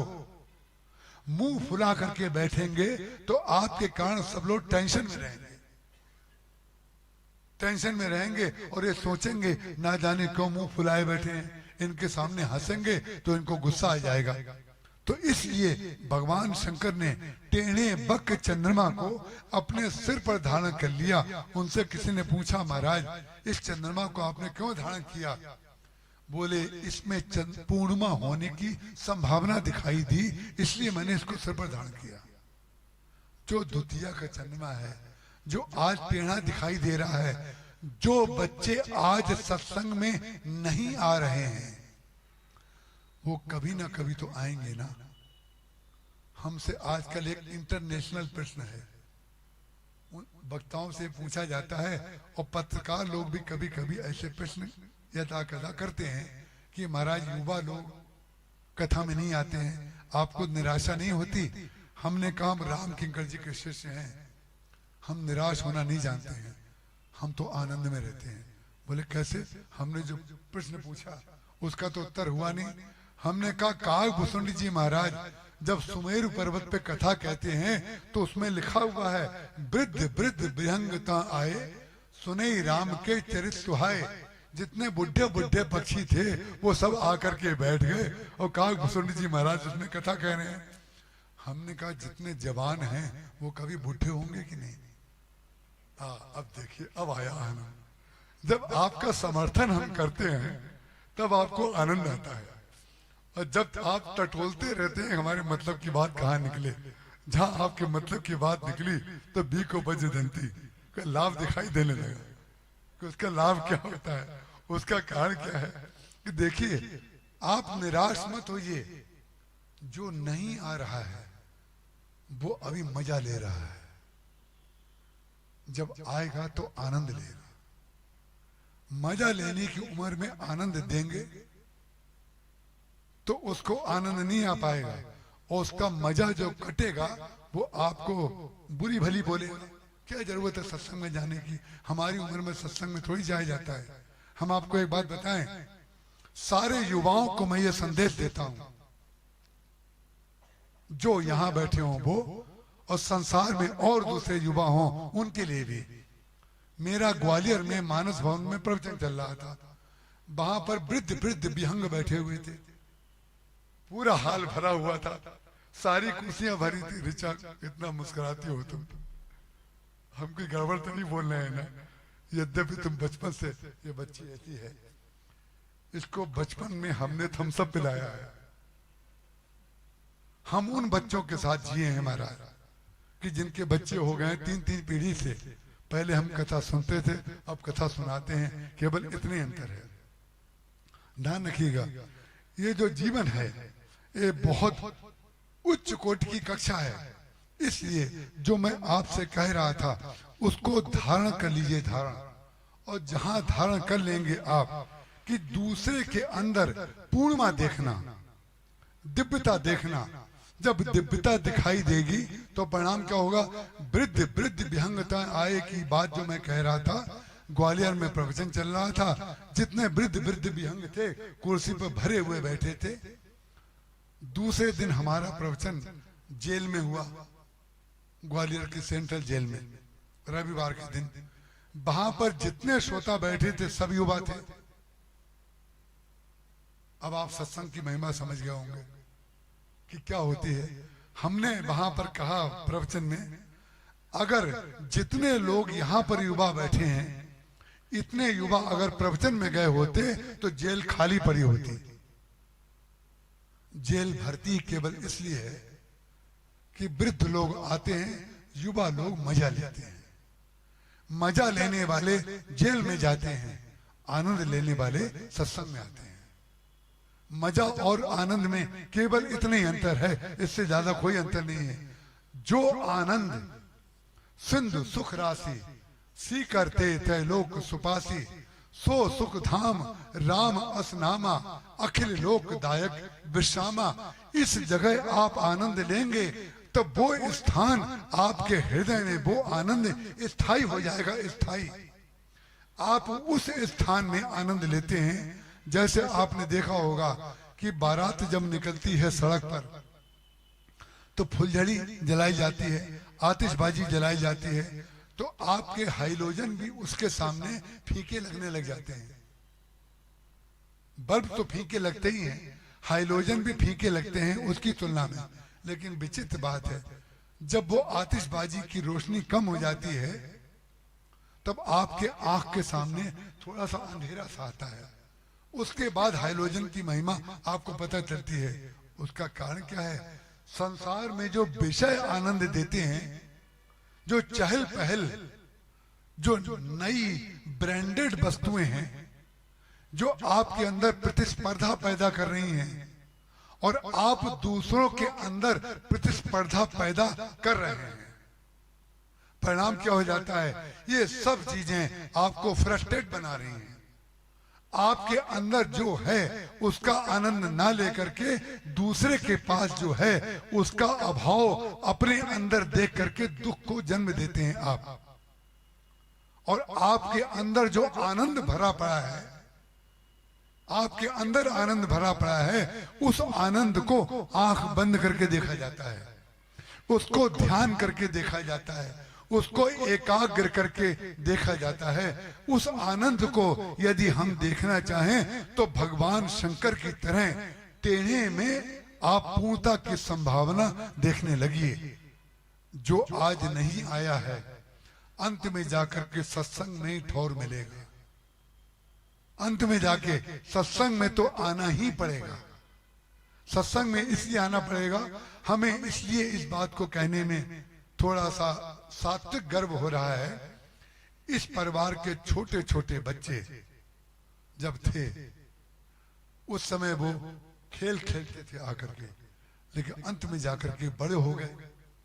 वो भी तब से लेके अब तक कथा में बैठे हुए हैं। अब उनके बच्चे खेल खेल में सही लेकिन सत्संग का तो लाभ लेते हैं, प्रार्थना में आके बैठते हैं। तो जो लोग अपने बच्चों को जो बातें कथा में कही जाती हैं, क्षमा करिएगा मैं अपनी कथा का प्रचार नहीं कर रहा हूं, मैं आपके कल्याण की और अपने कल्याण की केवल बात और निवेदन कर रहा हूं। जो लोग अपने बच्चों को कथा में लाने के लिए कहें और लाने की इच्छा करें, दूसरे दिन से बच्चे अगर कथा में ना आए तो दोष हमारा है, और पहले दिन से आप ना लाएं तो दोष आपका है। उसका कारण क्या है? आपने बच्चों के मन का कार्य कर करके, हम लोग जो बड़े हुए हैं वो इस तरीके से बड़े हुए हैं कि जो हमारे मन का कार्य नहीं किया गया वो हमें करना पड़ा, इसलिए हम कथा करने लगे। और जिनके बच्चों के लिए आप जो बच्चे चाहते हैं आप वही करते रहते हैं, और परिणाम क्या हो जाता है? जो बचपन में चाहते थे वो आपने किया और बड़े होकर के वो वही करते हैं जो आपने उनको उपलब्ध कराया। इसलिए सत्संग जीवन में बहुत आवश्यक है। ये बैठ करके केवल सुनने की बात नहीं है कि प्रसाद लिया और हम आए और लेकर के कुछ चल दिए, इसके लिए नहीं होता है। ये कोई व्यवसाय नहीं है या अध्यवसाय भी नहीं है, ये तो जीवन की आवश्यकता है। भगवान शंकर ने टेढ़े चंद्रमा को अपने सिर पे लगा लिया। भगवान राम ने सुग्रीव को अपना सेवक बना लिया। अब देखिए कमियां बता रहा हूं, जितनी कमियां जिन जिन लोगों में हैं उनको भगवान ने अपने निकट कर लिया। क्यों? बोले कमियां देखने वाले तो बहुत हैं, कमियां देखने का काम कौन करता है? बोले बाली करता है। बाली सुग्रीव में कमी देखता है और भगवान सुग्रीव में पूर्णता देखते हैं। एक बार लक्ष्मण जी महाराज ने भगवान से पूछा कि महाराज गीधराज जटायु ने अपने प्राण दे दिए श्री सीता जी की रावण से रक्षा के लिए, माने जो उनके पास था, गीधराज के पास कोई आयुध अस्त्र शस्त्र तो थे नहीं, उनके पास तो केवल चोंच और पंजे थे। उससे उन्होंने रावण के ऊपर प्रहार किया और बेचारा चोंच से और पंजों से कितना प्रहार करेगा। उसने प्रहार किया, रावण ने अपनी तलवार से उनके दोनों ओर के पंख काट दिए। जटायु जी नीचे गिर करके जमीन में धराशायी हो गए। लक्ष्मण जी ने कहा महाराज जटायु जी बड़े भक्त थे, जिन्होंने अपनी सारी शक्ति का उपयोग जो है वो सीता जी की रक्षा में कर दिया, और वो सुग्रीव जिनको देख करके श्री सीता जी ने वस्त्र और आभूषण, ये ऋषमुख पर्वत पर बैठा हुआ था मंत्रियों के साथ, सीता जी जब उधर से विमान के ऊपर रावण के साथ गुजर रही थी, बिलख रही थी, रो रही थी, उस समय श्री सीता जी ने सुग्रीव को देख करके अपने वस्त्र में से थोड़ा सा वस्त्र फाड़ा और कुछ अपने आभूषण शरीर से निकाल करके उसमें लपेट करके सुग्रीव के ऊपर गिरा दिए। सब सुग्रीव के ऊपर उन्होंने वस्त्र और आभूषण गिराए तो सुग्रीव ने देखा, सुग्रीव ने पहचान लिया, और जो ऊपर स्थिति सीता जी के हरण की हो रही थी उसने पहचान लिया सुग्रीव ने। और पहचानने के पश्चात अब देखिए गुण दर्शन की बात कैसे होती है। दोष में गुण देखना ये भगवान राम से सीखिए, और गुण में दोष देखना रावण से सीखिए। दोष में गुण कैसे देखा जाता है, ये भक्ति की पहली कक्षा है। भक्ति की पहली कक्षा है दोष में गुण को खोजने की चेष्टा करिए। आज का विज्ञान, आज की इंडस्ट्रियां, ना जाने कितनी नई इंडस्ट्री इन वस्तुओं के लिए लग रही है कि जिसको आप लोग वेस्टेज समझते थे, जिसको आप निकृष्ट पदार्थ समझते थे, इसको फेंक देना चाहिए, उन फेंकी हुई वस्तुओं को एकत्र करके उसमें गुण देखा जा रहा है कि इसमें कोई सृजनात्मक शक्ति है क्या। जिसको फेंक दिया गया, जिसको फेंक दिया गया वो जम गया, वो पहाड़ बन गया। जब पहाड़ बना सकता है, एक मजबूत पहाड़ वेस्टेज से बन सकता है, तो उस पहाड़ को काट करके हम उसको मजबूती का लाभ छोटे छोटे टुकड़ों में क्यों ना ले लें। ये मैनेजमेंट की बात है, ये बहुत ऊंची बात है। इसलिए कह रहा हूं कि नहीं कही जाएगी तो लोग समझेंगे राम कथा कही और कथा कह करके चले गए, और हम कथा सुन करके चले आए। जो दोष पदार्थ आपको दिखाई देता है, जो जोर से बोलता है, उसको दरबान बना दीजिए। आपकी दरबानी बहुत अच्छी होगी। आपके गेट पर कोई खराब व्यक्ति नहीं आएगा, कोई दोष नहीं आने पाएगा। जिस व्यक्ति में जो गुण है उतना गुण ले लीजिए, और जो उसमें दोष है उसके दोष को सुधारने की चेष्टा करिए। सुधर गया तो ठीक है, उसका भाग्य, नहीं सुधा तो ही है सोई जो राम रचि राखा, को करी तर्क बढ़ावे शाखा। भगवान शंकर ने यही तो सती जी के लिए कहा था कि भाई मोरे कहो न संशय जाही, विधि विपरीत भलाई नहीं। मेरे कहने पर भी यदि इनका संदेह दूर नहीं हो रहा है, भगवान की परीक्षा लेना चाहती हैं, तो होई है सोई जो राम रचि राखा, को करी तर्क बढ़ावे शाखा। फिर शंकर जी करते क्या है, दोष दिखाई दे गया। ये भक्ति का प्लेटफॉर्म है, ये भक्ति का चौतरा है। दोष दिखाई दे गया क्योंकि भगवान शंकर भक्ति घाट के आचार्य हैं, ये हम आपको पहले ही कह चुके हैं। दोष दिखाई दे गया सती के अंदर, लेकिन दोष दिखाई दे दिया, लेकिन शंकर जी ने कभी सती जी से उनके दोष की चर्चा नहीं की। ये है भक्ति, ये है भक्ति का फल। हम लोगों को प्रचार करते रहते हैं। सबसे बड़ी समस्या तो प्रचारकों ने की। प्रचारकों का तात्पर्य, मैं प्रचारक शब्द जिनके लिए जुड़ा हो, मैं उनके लिए नहीं कह रहा हूं, जो दोषों का प्रचार करते रहते हैं। आजकल जितने भी प्रचार के साधन हैं, जाने अनजाने में सब लोग दोषों का प्रचार कर रहे हैं। धन्य हैं वे चैनल, धन्य हैं वे समाचार पत्र जो अच्छे समाचारों का भी प्रचार करते हैं। हम उनके प्रति नतमस्तक हैं। उसका कारण क्या है? संसार में यदि आप टटोल करके देखें, छांट करके देखें, तो अच्छाइयां संसार में ज्यादा हो रही हैं, बुराइयां कम हो रही हैं। बुराई को अच्छाई के ऊपर ढक करके बुराई दिखाने का कार्य अगर कोई व्यवस्था कर रही हो तो उसको पुनर्विचार करना चाहिए। भगवान शंकर ने पार्वती जी की ये स्थिति देख ली कि भगवान शंकर कह रहे हैं कि हमारे जो राम हैं, पर ब्रह्म परमात्मा हैं, श्री सीता जी मेरी माँ हैं, हम उन्हीं की पूजा करते हैं। बंदो बाल रूप सोई रामो, सब सिद्धि सुलभ जपत जिस नामो। उनको जपने के पश्चात सारी सिद्धियां सुलभ हो जाती हैं। हम उन राम के पुजारी हैं, कृपा करके तुम उन्हीं की सेवा में लग जाओ। और हमने जो अगस्त्य जी से कथा सुनी है उसको ध्यान से सुनो। तो उन्होंने कथा सुनी क्यों नहीं? अब जिन लोगों ने ध्यान से आज की कथा सुनी होगी उनको लिंक मिल जाएगा, उनको पता चल जाएगा कहां से कथा शुरू हुई और किस तरीके से कथा का विस्तार क्या क्या शब्द बोल के किया जाता है। सती जी से भगवान ने कहा कि तुम मोरे हो कहो न संशय जाई, विधि विपरीत भलाई नहीं। उन्होंने कहा अगस्त्य जी ने जो कथा सुनी थी उन्होंने इन्हीं राम का तो वर्णन किया था, लेकिन उन्होंने कथा सुनी हो तब ना। विचित्र बात है, जो कथावाचक होता है, अगस्त्य जी बुद्धि से मति विलास कर रहे थे, तो मति विलास को सती जी ने मति विलास मान करके मति से सुन लिया। और जब तक मति रूप सती श्रद्धा रूप पार्वती नहीं बन जाएंगी तब तक कथा हृदय में आएगी नहीं। ये बिल्कुल आवश्यक है। भाव से कही जाए और मति से सुनी जाए तो विवाद होगा, और बुद्धि से कही जाए और भाव से सुनी जाए तो संवाद होगा। सती जी ने कथा सुनी नहीं थी, भगवान शंकर ने कथा सुनी थी, समझाने की चेष्टा की, नहीं समझी तो उन्होंने कहा जी मोरे कहू न संशय जाई, विधि विपरीत भलाई नहीं। कहीं पर भी सती की आलोचना भगवान शंकर ने नहीं की, एक शब्द में सती से कहा भी नहीं।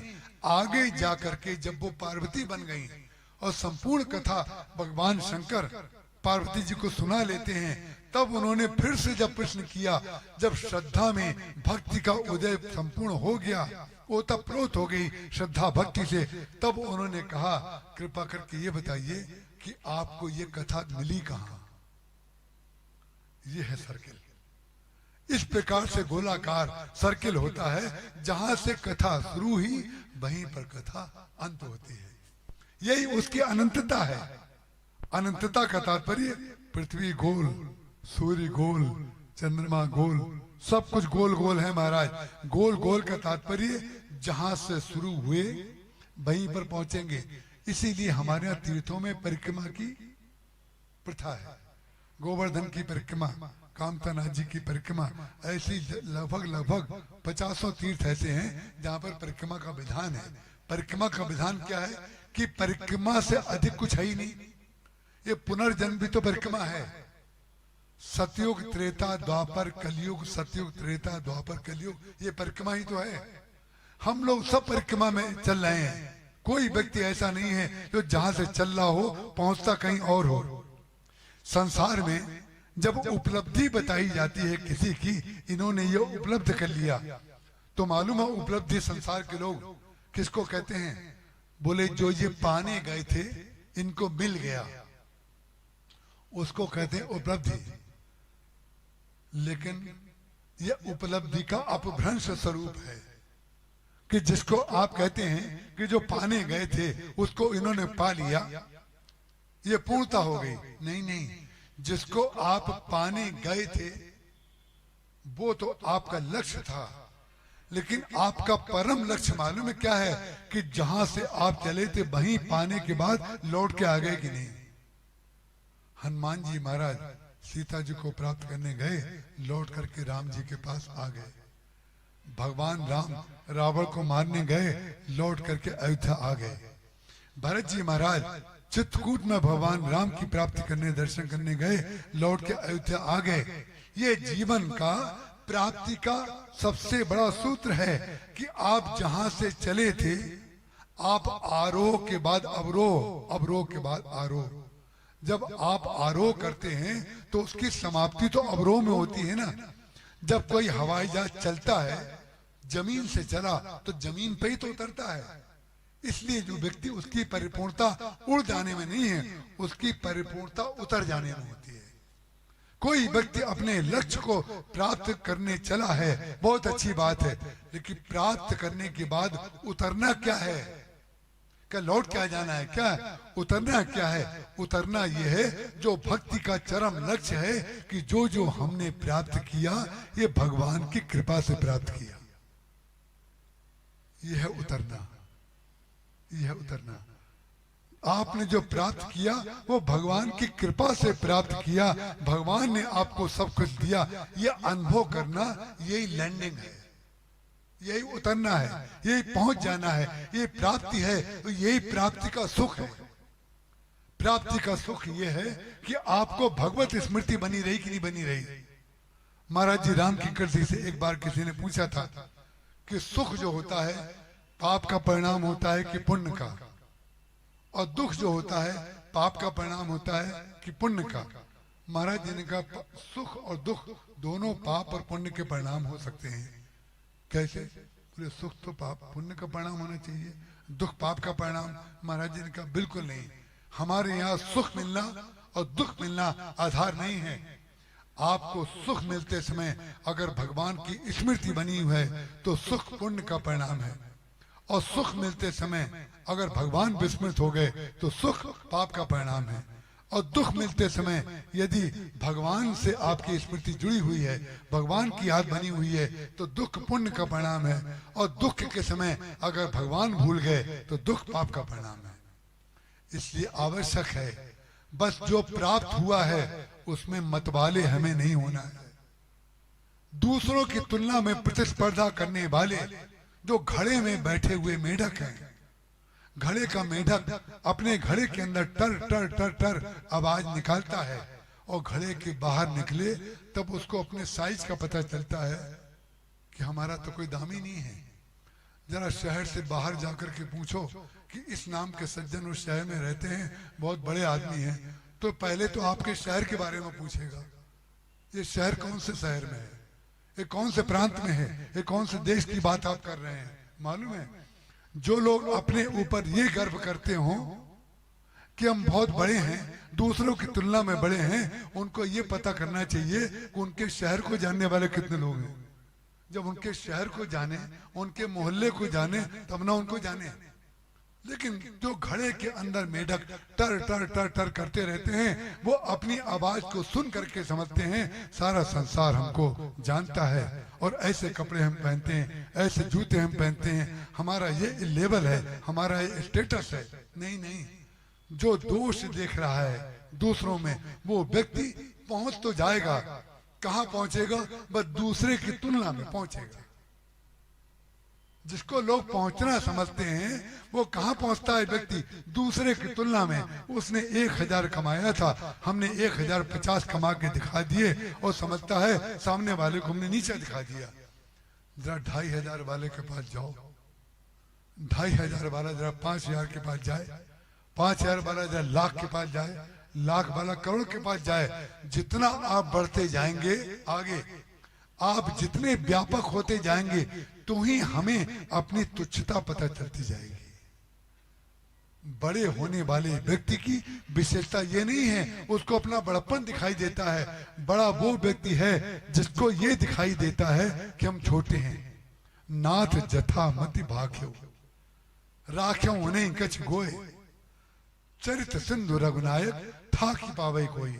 जो इतना अनंत है, इस अनंत में दूसरे की तुलना में श्रेष्ठ बनना हमारी न्यूनता है, और दूसरे की तुलना में बड़े होकर के ये इच्छा करना कि भगवान की कृपा थी इसीलिए तो हमें ये प्राप्त हो गया।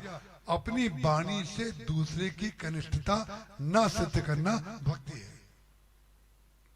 ये भक्ति है जिसको लोग ये समझते हैं हम भक्ति का वो उपदेश दे देंगे जिससे कल से सब लोग माला झोली लेकर के चलना शुरू कर दें, कल से लोग हमारी तरह चंदन लगाना शुरू कर दें। माला झोली लगा लेना, चंदन लेना, भगवान के मंदिर में जाना एक प्रतीक है, एक उपादान है, हमारा लक्ष्य है। वहां पर जाकर के हम भगवान में केंद्रित हो जाते हैं। इसलिए तीर्थ और धाम का महत्व होता है, इसलिए संत और गुरु का और अच्छे लोगों का महत्व होता है। लेकिन कोई बहुत बड़े कॉलेज में पढ़े और निकलने के बाद अगर समाज विरोधी कार्य करे तो उसके कॉलेज के नाम पर उसको छोड़ा नहीं जाएगा, उसके कार्यों के नाम पर उसको कारागार में या जेल खाने में डाल दिया जाएगा। इसलिए डाल दिया जाएगा कि आप पढ़े लिखे तो बहुत थे लेकिन आपने पढ़े लिखे होने का कोई उपयोग नहीं किया। इसी प्रकार से सत्संग कहना और सत्संग सुनने का उपयोग ये होता है कि हम जब चले जाएं और आप जब यहाँ से उठ के चले जाएं तो कभी अकेले में हम और आप एक दूसरे के बारे में सोचें तो अच्छी बात हमारे मन में आनी चाहिए। और अच्छी बात अगर आ गई तो भक्ति का पहला उपादान आपने प्राप्त कर लिया, और जो द्वितीय का चंद्रमा बन गया वो पूर्णिमा हुए बगैर नहीं रहेगा। जो द्वितीय का चंद्रमा बन गया, जो बच्चा कथा में आकर के बैठ गया वो इस मंच से बाहर नहीं जा सकता। उसका कारण क्या है? उसे जो मिला होगा उसको वो छुपा करके अपनी संपत्ति बना करके रखेगा। रामचरितमानस के किसी पात्र ने भी, भगवान राम ने किसी दोषी को, जब सुग्रीव जी के लिए कहा गया, लक्ष्मण जी ने कहा महाराज जटायु जी ने तो इतना पुरुषार्थ किया सीता जी को बचाने के लिए और सुग्रीव में तो कोई विशेषता नहीं थी, आपने सुग्रीव को इतना बड़ा पद दे दिया, उसको मित्र बना लिया। तो भगवान राम ने कहा भाई सीता जी को खोजने के लिए, अब देखिए इसको कहते हैं गुण दर्शन। बोले कोई वस्तु खोजनी हो या दूर जाना हो तो उस व्यक्ति को पकड़ा जाता है जिसको चलना बहुत आता हो, जिसको दौड़ना बहुत आता हो। बोले बाली के डर से सुग्रीव जो है वो गुफा में से भागा तो चला गया किष्किंधा में, और किष्किंधा में जब बाली लौट करके आया तो बाली के डर से फिर भागा, उसने मारा उसको, तो ऋषमुख पर्वत पे आ गया। इसका तात्पर्य ये हुआ कि भागने की कला में और सुरक्षित स्थान खोजने की कला में सुग्रीव बहुत निष्णात है। तो खोजी आदमी जो है वो सुग्रीव है, और सीता जी की खोज में खोजी व्यक्ति की तो हमें जरूरत है। इसको कहते हैं गुण दर्शन। जय भैया उस स्थान पे मुस्कुराते हैं जहां पर भाव महाराज श्री गुरुदेव से मिलता हुआ होता है। हम उनसे निवेदन करेंगे कि आप जो सुन चुके हैं, है ना, जो सुन चुके हैं उसमें उन महाराज जी को देखिए जिन्होंने सुनाया, और जो सुन रहे हैं उनमें उन महाराज जी को देखिए जो अब सुना रहे हैं। उसका कारण क्या है? वो भी सुनाने वाले महाराज जी थे, ये सुनाने वाले भी वो अंदर महाराज जी इसमें दिखाई नहीं दे रहे हैं, केवल अंतर इतने ही है। इसलिए जो बात कही जा रही है, महाराज जी ने कहा था कि देखो भाई जो व्यक्ति दौड़ता है उसकी ये विशेषता तो होती है कि दौड़ना जानता है वो, और जो व्यक्ति खोज करके ले आता है, कोई वस्तु खो जाए तो कई लोगों को होता है खोजते रहते हैं दिन भर, और कोई व्यक्ति ऐसा होता है कि जहाँ उसके पास दृष्टि बड़ी सूक्ष्म होती है, वो अंदाज लगा लेता है कि ये वस्तु कहाँ मिलेगी। अरे भाई सिक्का खोजना हो तो सिक्का गंगा जी में खोजने से क्या फायदा, समुद्र में खोजने से क्या फायदा? तो सिक्का तो आदमी पहले बता देगा सिक्का कहाँ पर मिल सकता है, वहां मिलेगा कि नहीं मिलेगा। तो जो भगवान राम लक्ष्मण जी में भी गुण देखते हैं, भरत जी में भी गुण देखते हैं, सुग्रीव में गुण देखते हैं, विभीषण में गुण देखते हैं। विभीषण जी महाराज जब भगवान की शरण में आए तो शरण में आने के बाद उन्होंने उनका कोई बायोडाटा लेते हैं ना, जो उन्होंने कोई रिज्यूम नहीं मांगा कि अपना बायोडाटा लाओ। रिज्यूम देखने की बात सुग्रीव ने कही जान न जाए निशाचर माया, काम रूप के कारण आया, भेद हमार लेन सठावा, राखी बांध मोह स्वभावा। मेरी इच्छा तो ये है इसको बांध के रख लीजिए, निशाचर है ना जाने क्यों आ गया है। भगवान ने कहा कि तुम्हारी इच्छा ये है कि मैं बांध के रख लूं। तो भगवान ने क्या किया, जहां विभीषण जी आए और भगवान ने अपनी बाहों में उनको भर लिया, और सुग्रीव को बगैर बोले जितने उपदेश हैं वो चरित्र के द्वारा दिए जाते हैं, वाणी के द्वारा तो बोले जाते हैं और सुने जाते हैं, लेखनी के द्वारा लिखे जाते हैं और पढ़े जाते हैं, और चरित्र के द्वारा किए जाते हैं और उतारे जाते हैं। भगवान राम ने उनको गले से लगा लिया। तो भगवान राम का कहने का तात्पर्य ये था, अरे भाई तुम कह रहे थे राखी बांधी मोह स्वभावा, अब रस्सी का प्रबंध तो ना तुम्हारे पास है ना हमारे पास है। रस्सी का प्रबंध कहाँ है? समुद्र के किनारे। रस्सी तो किसी के पास थी नहीं। तो जब रस्सी नहीं थी और बांधने के लिए तुम कह रहे हो, तो बांधने के लिए सबसे सुंदर हमारी भुजाओं की रस्सी है, हम बांध लेंगे। और भगवान राम ने बांधने का आधार बताया, विभीषण को बांधा अपने भुजाओं के बंधन में, और भुजाओं के बंधन में जब भगवान बांधते हैं तो जिसको भुजा के बंधन में आप बांधेंगे वो आपके हृदय से लग जाएगा कि नहीं। आपको हृदय से लगाने के लिए कोई अलग पुरुषार्थ नहीं करना पड़ता है।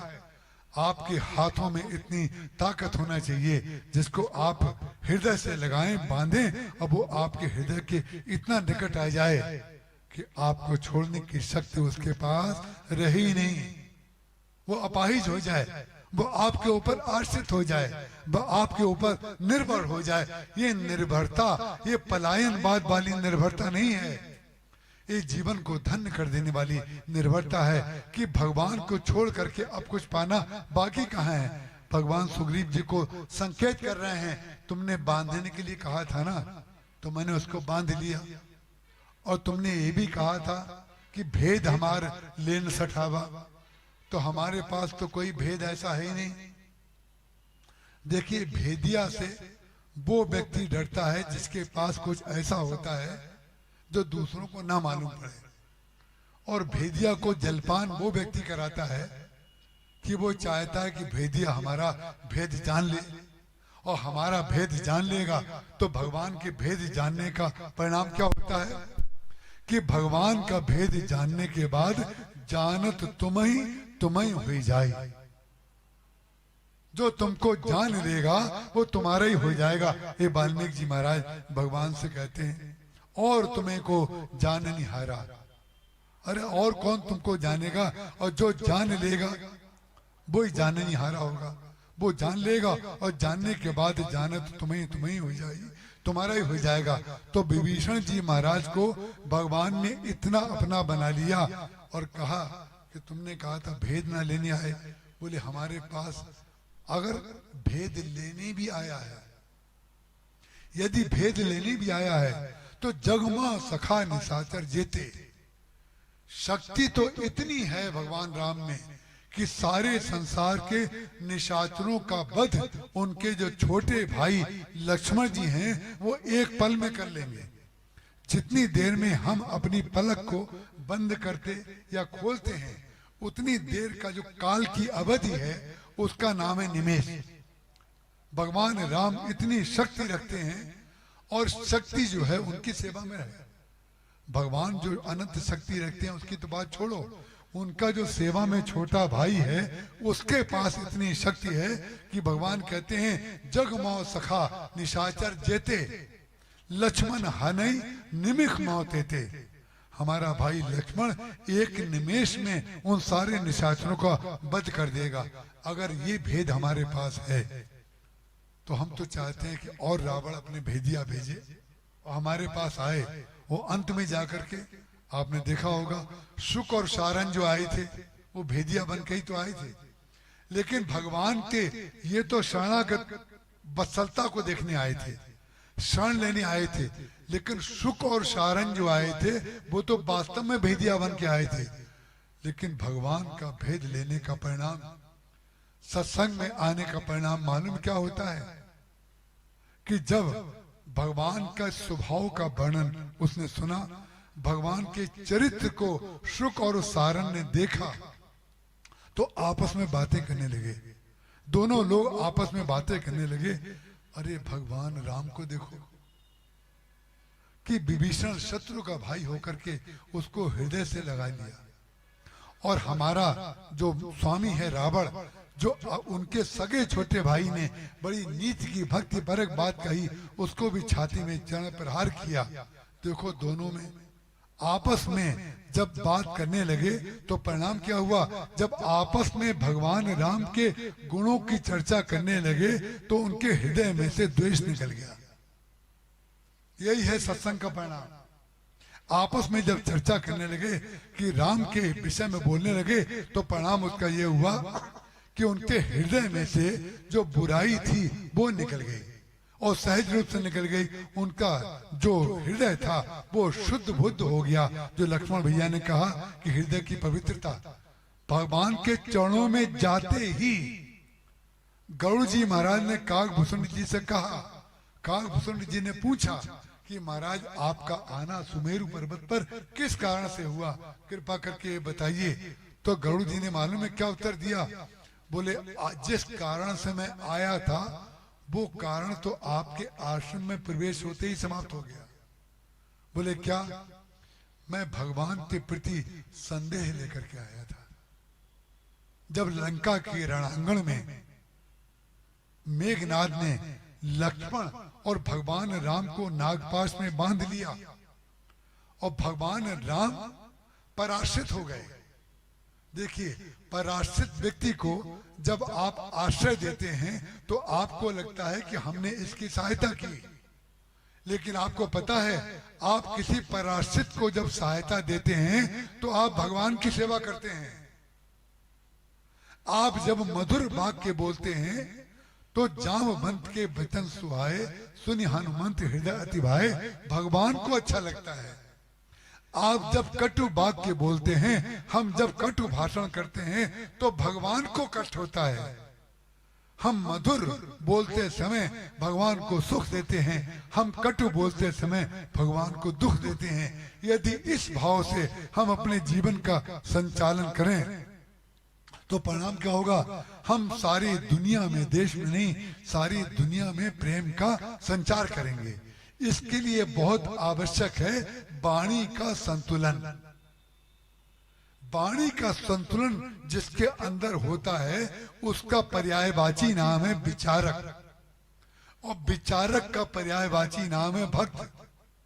भक्त जो होगा वो विचारवान होगा। कपि कर हृदय विचार, तीन मुद्र का डारे तब। हनुमान जी महाराज ने रामचरितमानस में सीता जी को अंगूठी देने से पहले 3-3 बार विचार किया। विचार कौन करता है? जो भगवान का निकट होगा, जो भगवान का भक्त होगा, वो बिना विचारे कोई शब्द बोलेगा ही नहीं। उसका कारण क्या है? जो शब्द आप बोलते हैं वो आकाश में उड़ के चले जाते हैं। और जैसे रिफ्लेक्शन होता है प्रकाश का, क्रिया की प्रतिक्रिया होती है, ध्वनि की प्रतिध्वनि होती है, इसी प्रकार से शब्द भी लौट करके हमारे जीवन में कर्म बना करके विकर्म करके आता है। इसके लिए ये आवश्यक है हम अपने मुख से जो शब्द बोलें वो शब्द बोलें कि प्रतिक्रिया के रूप में हमारा ही बंटा ढार ना कर दें। रावण ने हनुमान जी को सठ कहा, लेकिन भगवान राम ने कभी सठ नहीं कहा। इसलिए भगवान राम ने राम राज्य बना लिया और रावण ने अपनी लंका जलवा ली। ये है सत्संग का प्रभाव। ये सत्संग से पता चलता है यदि आप अपने राज्य को स्थिर करना चाहते हैं, हमेशा के लिए करना चाहते हैं, और अपने राज्य का तात्पर्य अपना राज्य नहीं, भगवान का राज्य। और भगवान राम का जो राज्य होता है वो राम अनंत अनंत गुण, जो आनंद सिंध सुख राशि, सी करते थे लोक सुपासी, सो सुख धाम राम असनामा, अखिल लोकदायक विश्रामा। ये भक्ति है भगवान की। इस पर हम विश्वास कर लें कि भगवान के राज्य का तात्पर्य होता है सबका सुख, सबका आनंद, सबकी शांति, सबका विकास, सबका सृजन। उसके अतिरिक्त राम के अतिरिक्त सृजन की ना कोई पद्धति है, ना सृजन का कोई तात्पर्य है। सृजन केवल राम राज्य है। इसीलिए हमारी संस्कृति में, सनातन संस्कृति में जो सृजन का सबसे आधारभूत शब्द, उद्देश्य पूर्ति, शिरोमणि शब्द बनाया गया वो है राम राज्य। राम राज्य के अतिरिक्त कोई दूसरा नाम, राम से बड़ा कोई नाम नहीं और राम राज्य से बड़ी कोई व्यवस्था नहीं।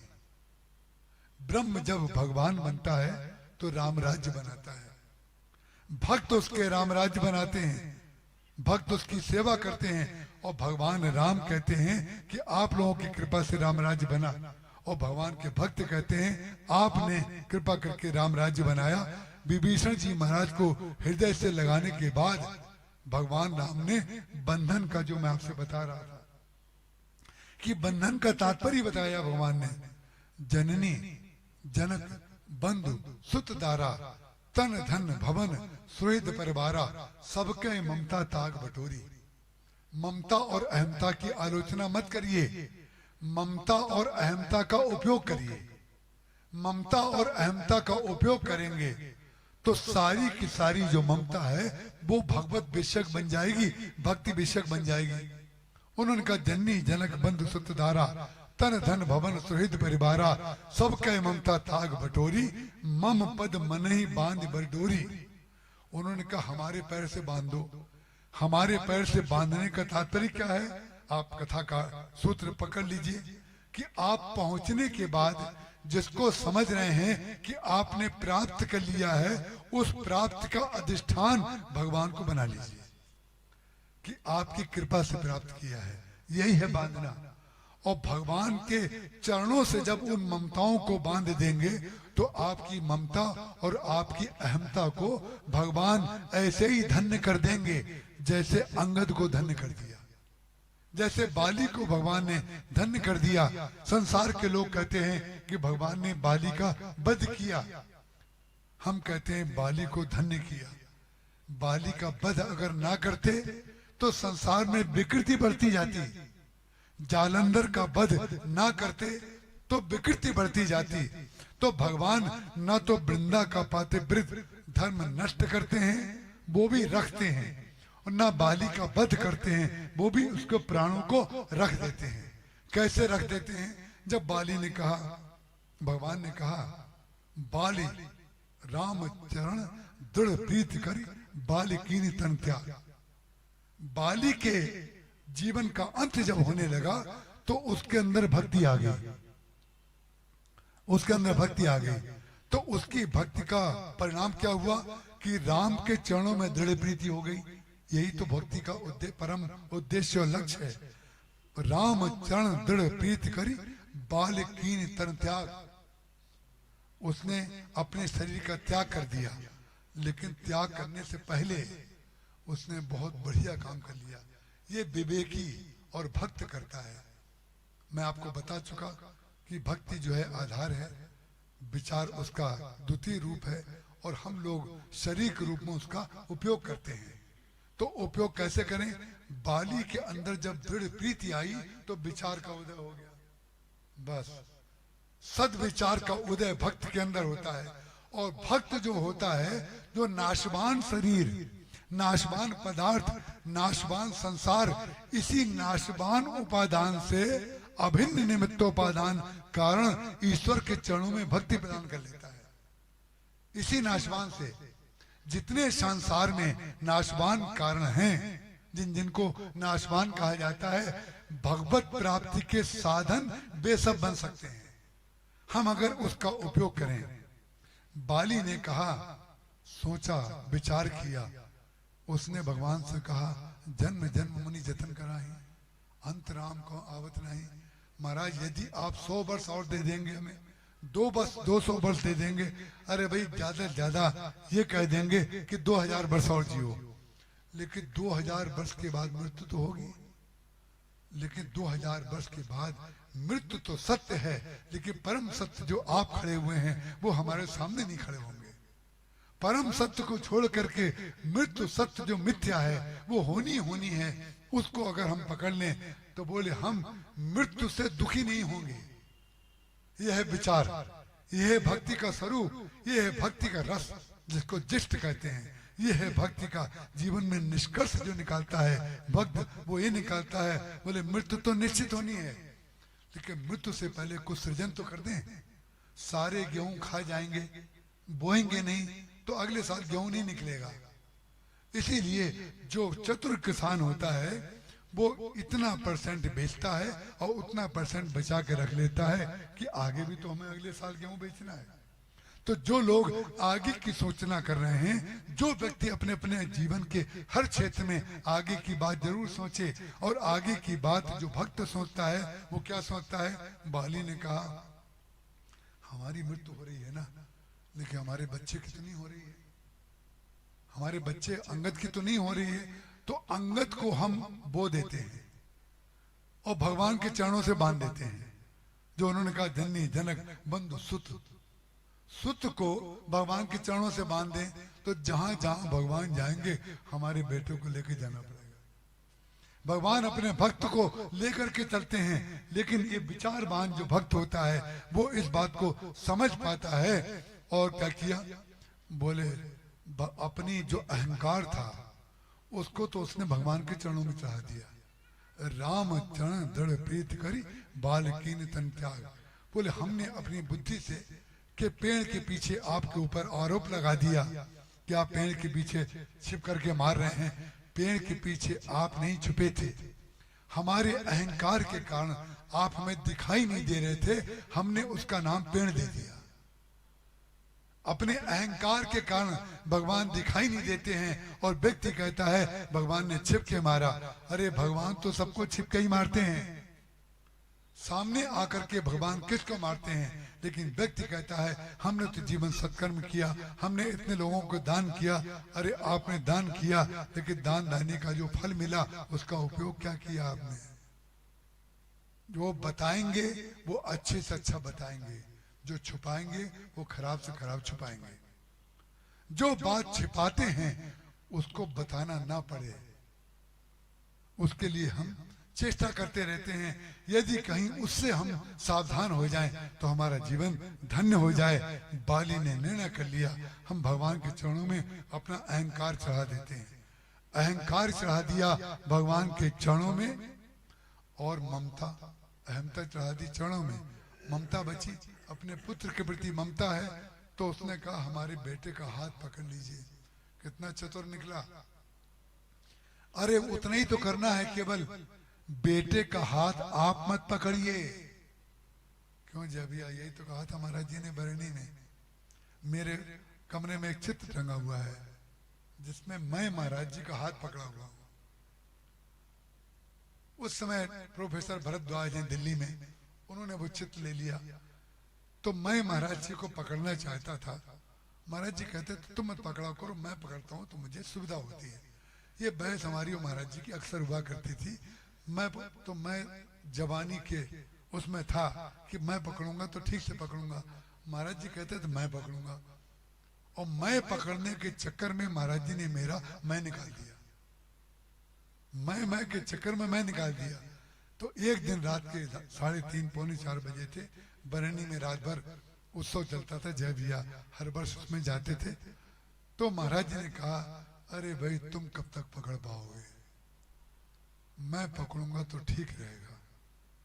आज मैं उसका अनुभव करता हूं। मैं यदि आपके समक्ष हूं तो केवल उन्होंने पकड़ा हुआ है तो ही मैं हूं। अगर मैं पकड़ा होता तो मैं छूट करके बिखर गया होता। यही है भक्ति, ये ध्यान रखिएगा। बाली ने अपने पुत्र अंगद का हाथ भगवान के हाथ में पकड़ा दिया। बोले प्रभु हम नहीं पकड़ पाए, हम अपने किसी गुण को नहीं पकड़ पाए। उस गुण को बोझ कितने ढोते रहे, लेकिन इन गुणों को जो बचा हुआ हमारा गुण है, जो गुण हमने पैदा किया है, उस गुण का रक्षण। इसीलिए अनन्या चिंतयन्तो माम ये जनाः परिपासते तेषां नित्याभियुक्ता नाम योगक्षेमम्। भगवान के चरणों में यदि हम चले जाएं तो जो प्राप्त नहीं है उसका योग भगवान कर देंगे, और जो प्राप्त हो जाएगा उसका क्षेम भी भगवान कर देंगे। आचार्य जी संकल्प में कहते होंगे कि जो लक्ष्मी प्राप्त नहीं है उसको प्राप्त करने के लिए जो प्राप्त है उसका रक्षण करने के लिए, क्यों भाई संकल्प में बोलते हो ना, तो भगवान योग भी करा देते हैं और रक्षण भी करते हैं। दोनों काम भगवान करने को तैयार है, लेकिन दोनों काम हम करने वाले बन जाते हैं। दोनों काम भगवान कहते हैं मैं करूंगा, तुम्हें मिलवा भी दूंगा और तुम्हारी रक्षा भी कर दूंगा, तुम्हारी भी रक्षा करूंगा। आत्म सज्ज धनसा विशेष प्रसा रक्षा सुगुण संग संग रहू रक्षणाय मम राम लक्ष्मणा भक्ता पथि सदैव गच्छताम। इसलिए राम रक्षा स्तोत्र में भी कहा गया है कि आप जब जीवन में चलें घर से काम करने के लिए तो उस समय आप ये ध्यान किया करिए कि भगवान राम और लक्ष्मण जी धनुष बाण धारण करके हमारे आगे आगे चल रहे हैं। और फिर राम रक्षा स्तोत्र में ये स्पष्ट किया गया है कि सिर से लेके तलवे तक आपकी रक्षा भगवान राम करते हैं। सिरों में राघवा पातु भालम दशरथात्मजा कौशल्यो दशो पातु विश्वामित्र प्रस्तुति घृणाम पातु मखत्राता मुखम सौमित बत्सला। इसी प्रकार से सारे अंग प्रत्यंग का रक्षण भगवान करते हैं। इसको बार बार कहा गया है, लेकिन बार बार हमारा मैं हमारे जीवन में आनंद को स्थिर नहीं होने देता है। आनंद को स्थिर करने की जरूरत है, और आनंद जिस दिन स्थिर हो जाएगा उस दिन आप अपनी बात नहीं बोलेंगे, आप अपने गुरु जी से कहेंगे आप हमें आदेश दीजिए। और हम संसार के सारे गुरुओं की ओर से कहते हैं कि गुरु का फिर कर्तव्य होता है कि अपने शिष्य की भावना का वो रक्षण करता है, और शिष्य की भावना के विरुद्ध वो कभी नहीं जाता है। यह है गुरु तत्व, यह है भक्ति तत्व, ये ध्यान रखिएगा। तो आप लोग जो हैं, एक सज्जन हमें बहन जी मिली रायपुर में, तो उन्होंने कहा आप एक शब्द बार बार बोलते हैं, बड़ी ज्ञानी है, ऐसा नहीं अज्ञानी है, एक शब्द बार बार बोलते हैं। हमने कहा क्या? उन्होंने वो शब्द भी बता दिया। तो हमने कहा विचित्र बात है, इतने वर्षों से आप कथा सुन रही हैं लेकिन आपने एक ही शब्द सुना। देखिए मैं उनका बड़ा प्रशंसक हूँ, लेकिन फिर भी मैंने उनसे ये तो कहा कि इतने वर्षों से आप कथा सुन रही हैं और आपने केवल एक ही शब्द सुना कि आप बार बार एक ही शब्द बोलते हैं। अरे भाई, किसी भी वक्ता के अंदर बोलते बोलते ऐसा अभ्यास हो जाता है कि कोई शब्द बार बार मुंह से निकल जाता है और ये वक्ता को पता भी नहीं होता है। और जब से उन्होंने कहा है तब से आज मैंने ध्यान दिया कि मैं वो ही शब्द बोला हूं कि नहीं, एक बार बोला हूं केवल। पहली बार मैंने ध्यान करके बोला कि भाई वो शब्द मुझे बता दिया गया है, ये शब्द आप बार बार बोलते हैं। तो ध्यान रखिएगा, आप अपना आधार भक्ति बनाइए, और जब भक्ति आधार बन जाएगी तो विचार आपका आश्रय बन जाएगा। विचार जब आपका आश्रय बन जाएगा तो सृजन आपका उद्देश्य हो जाएगा। जब सृजन आपका उद्देश्य हो जाएगा तो लौट के आने की वस्तु ईश्वर की भक्ति दोबारा आपकी हो जाएगी। कि आप ये कहेंगे सब कुछ जो हुआ है भगवान की कृपा से हुआ है। भगवान के भक्त जाने अनजाने में हमेशा ये बोला करते हैं, हमने देखा है, तो अधिकांश बार देखो हम भक्तों के बीच में रहते हैं, वो यही कहते हैं सब प्रभु की कृपा है, सब महाराज जी की कृपा है, सब गुरुदेव की कृपा है। गुरु का तात्पर्य महाराज जी से नहीं है, ये मत समझिएगा। जिसके जो गुरु हों भाई, हम तो किसी संत को देखते हैं हमारा चरणों में सिर चला जाता है। हम चाहते हैं कि जीवन के अंतिम क्षण तक हमारा ये सौभाग्य जरूर बना रहे कि कोई संत का चरण हमारी आंखों को दिखता रहे और हम उनके चरणों में प्रणाम करते रहें। ये भक्ति का पहला उपादान हमने आपको बताया। भक्ति का दूसरा, तीसरा, चौथा, पांचवा, छठवां और सातवां उपादान आगे बताएंगे। इसके बाद की चर्चा कल। आज इतना ही। बोलिए श्यावर रामचंद्र भगवान की जय।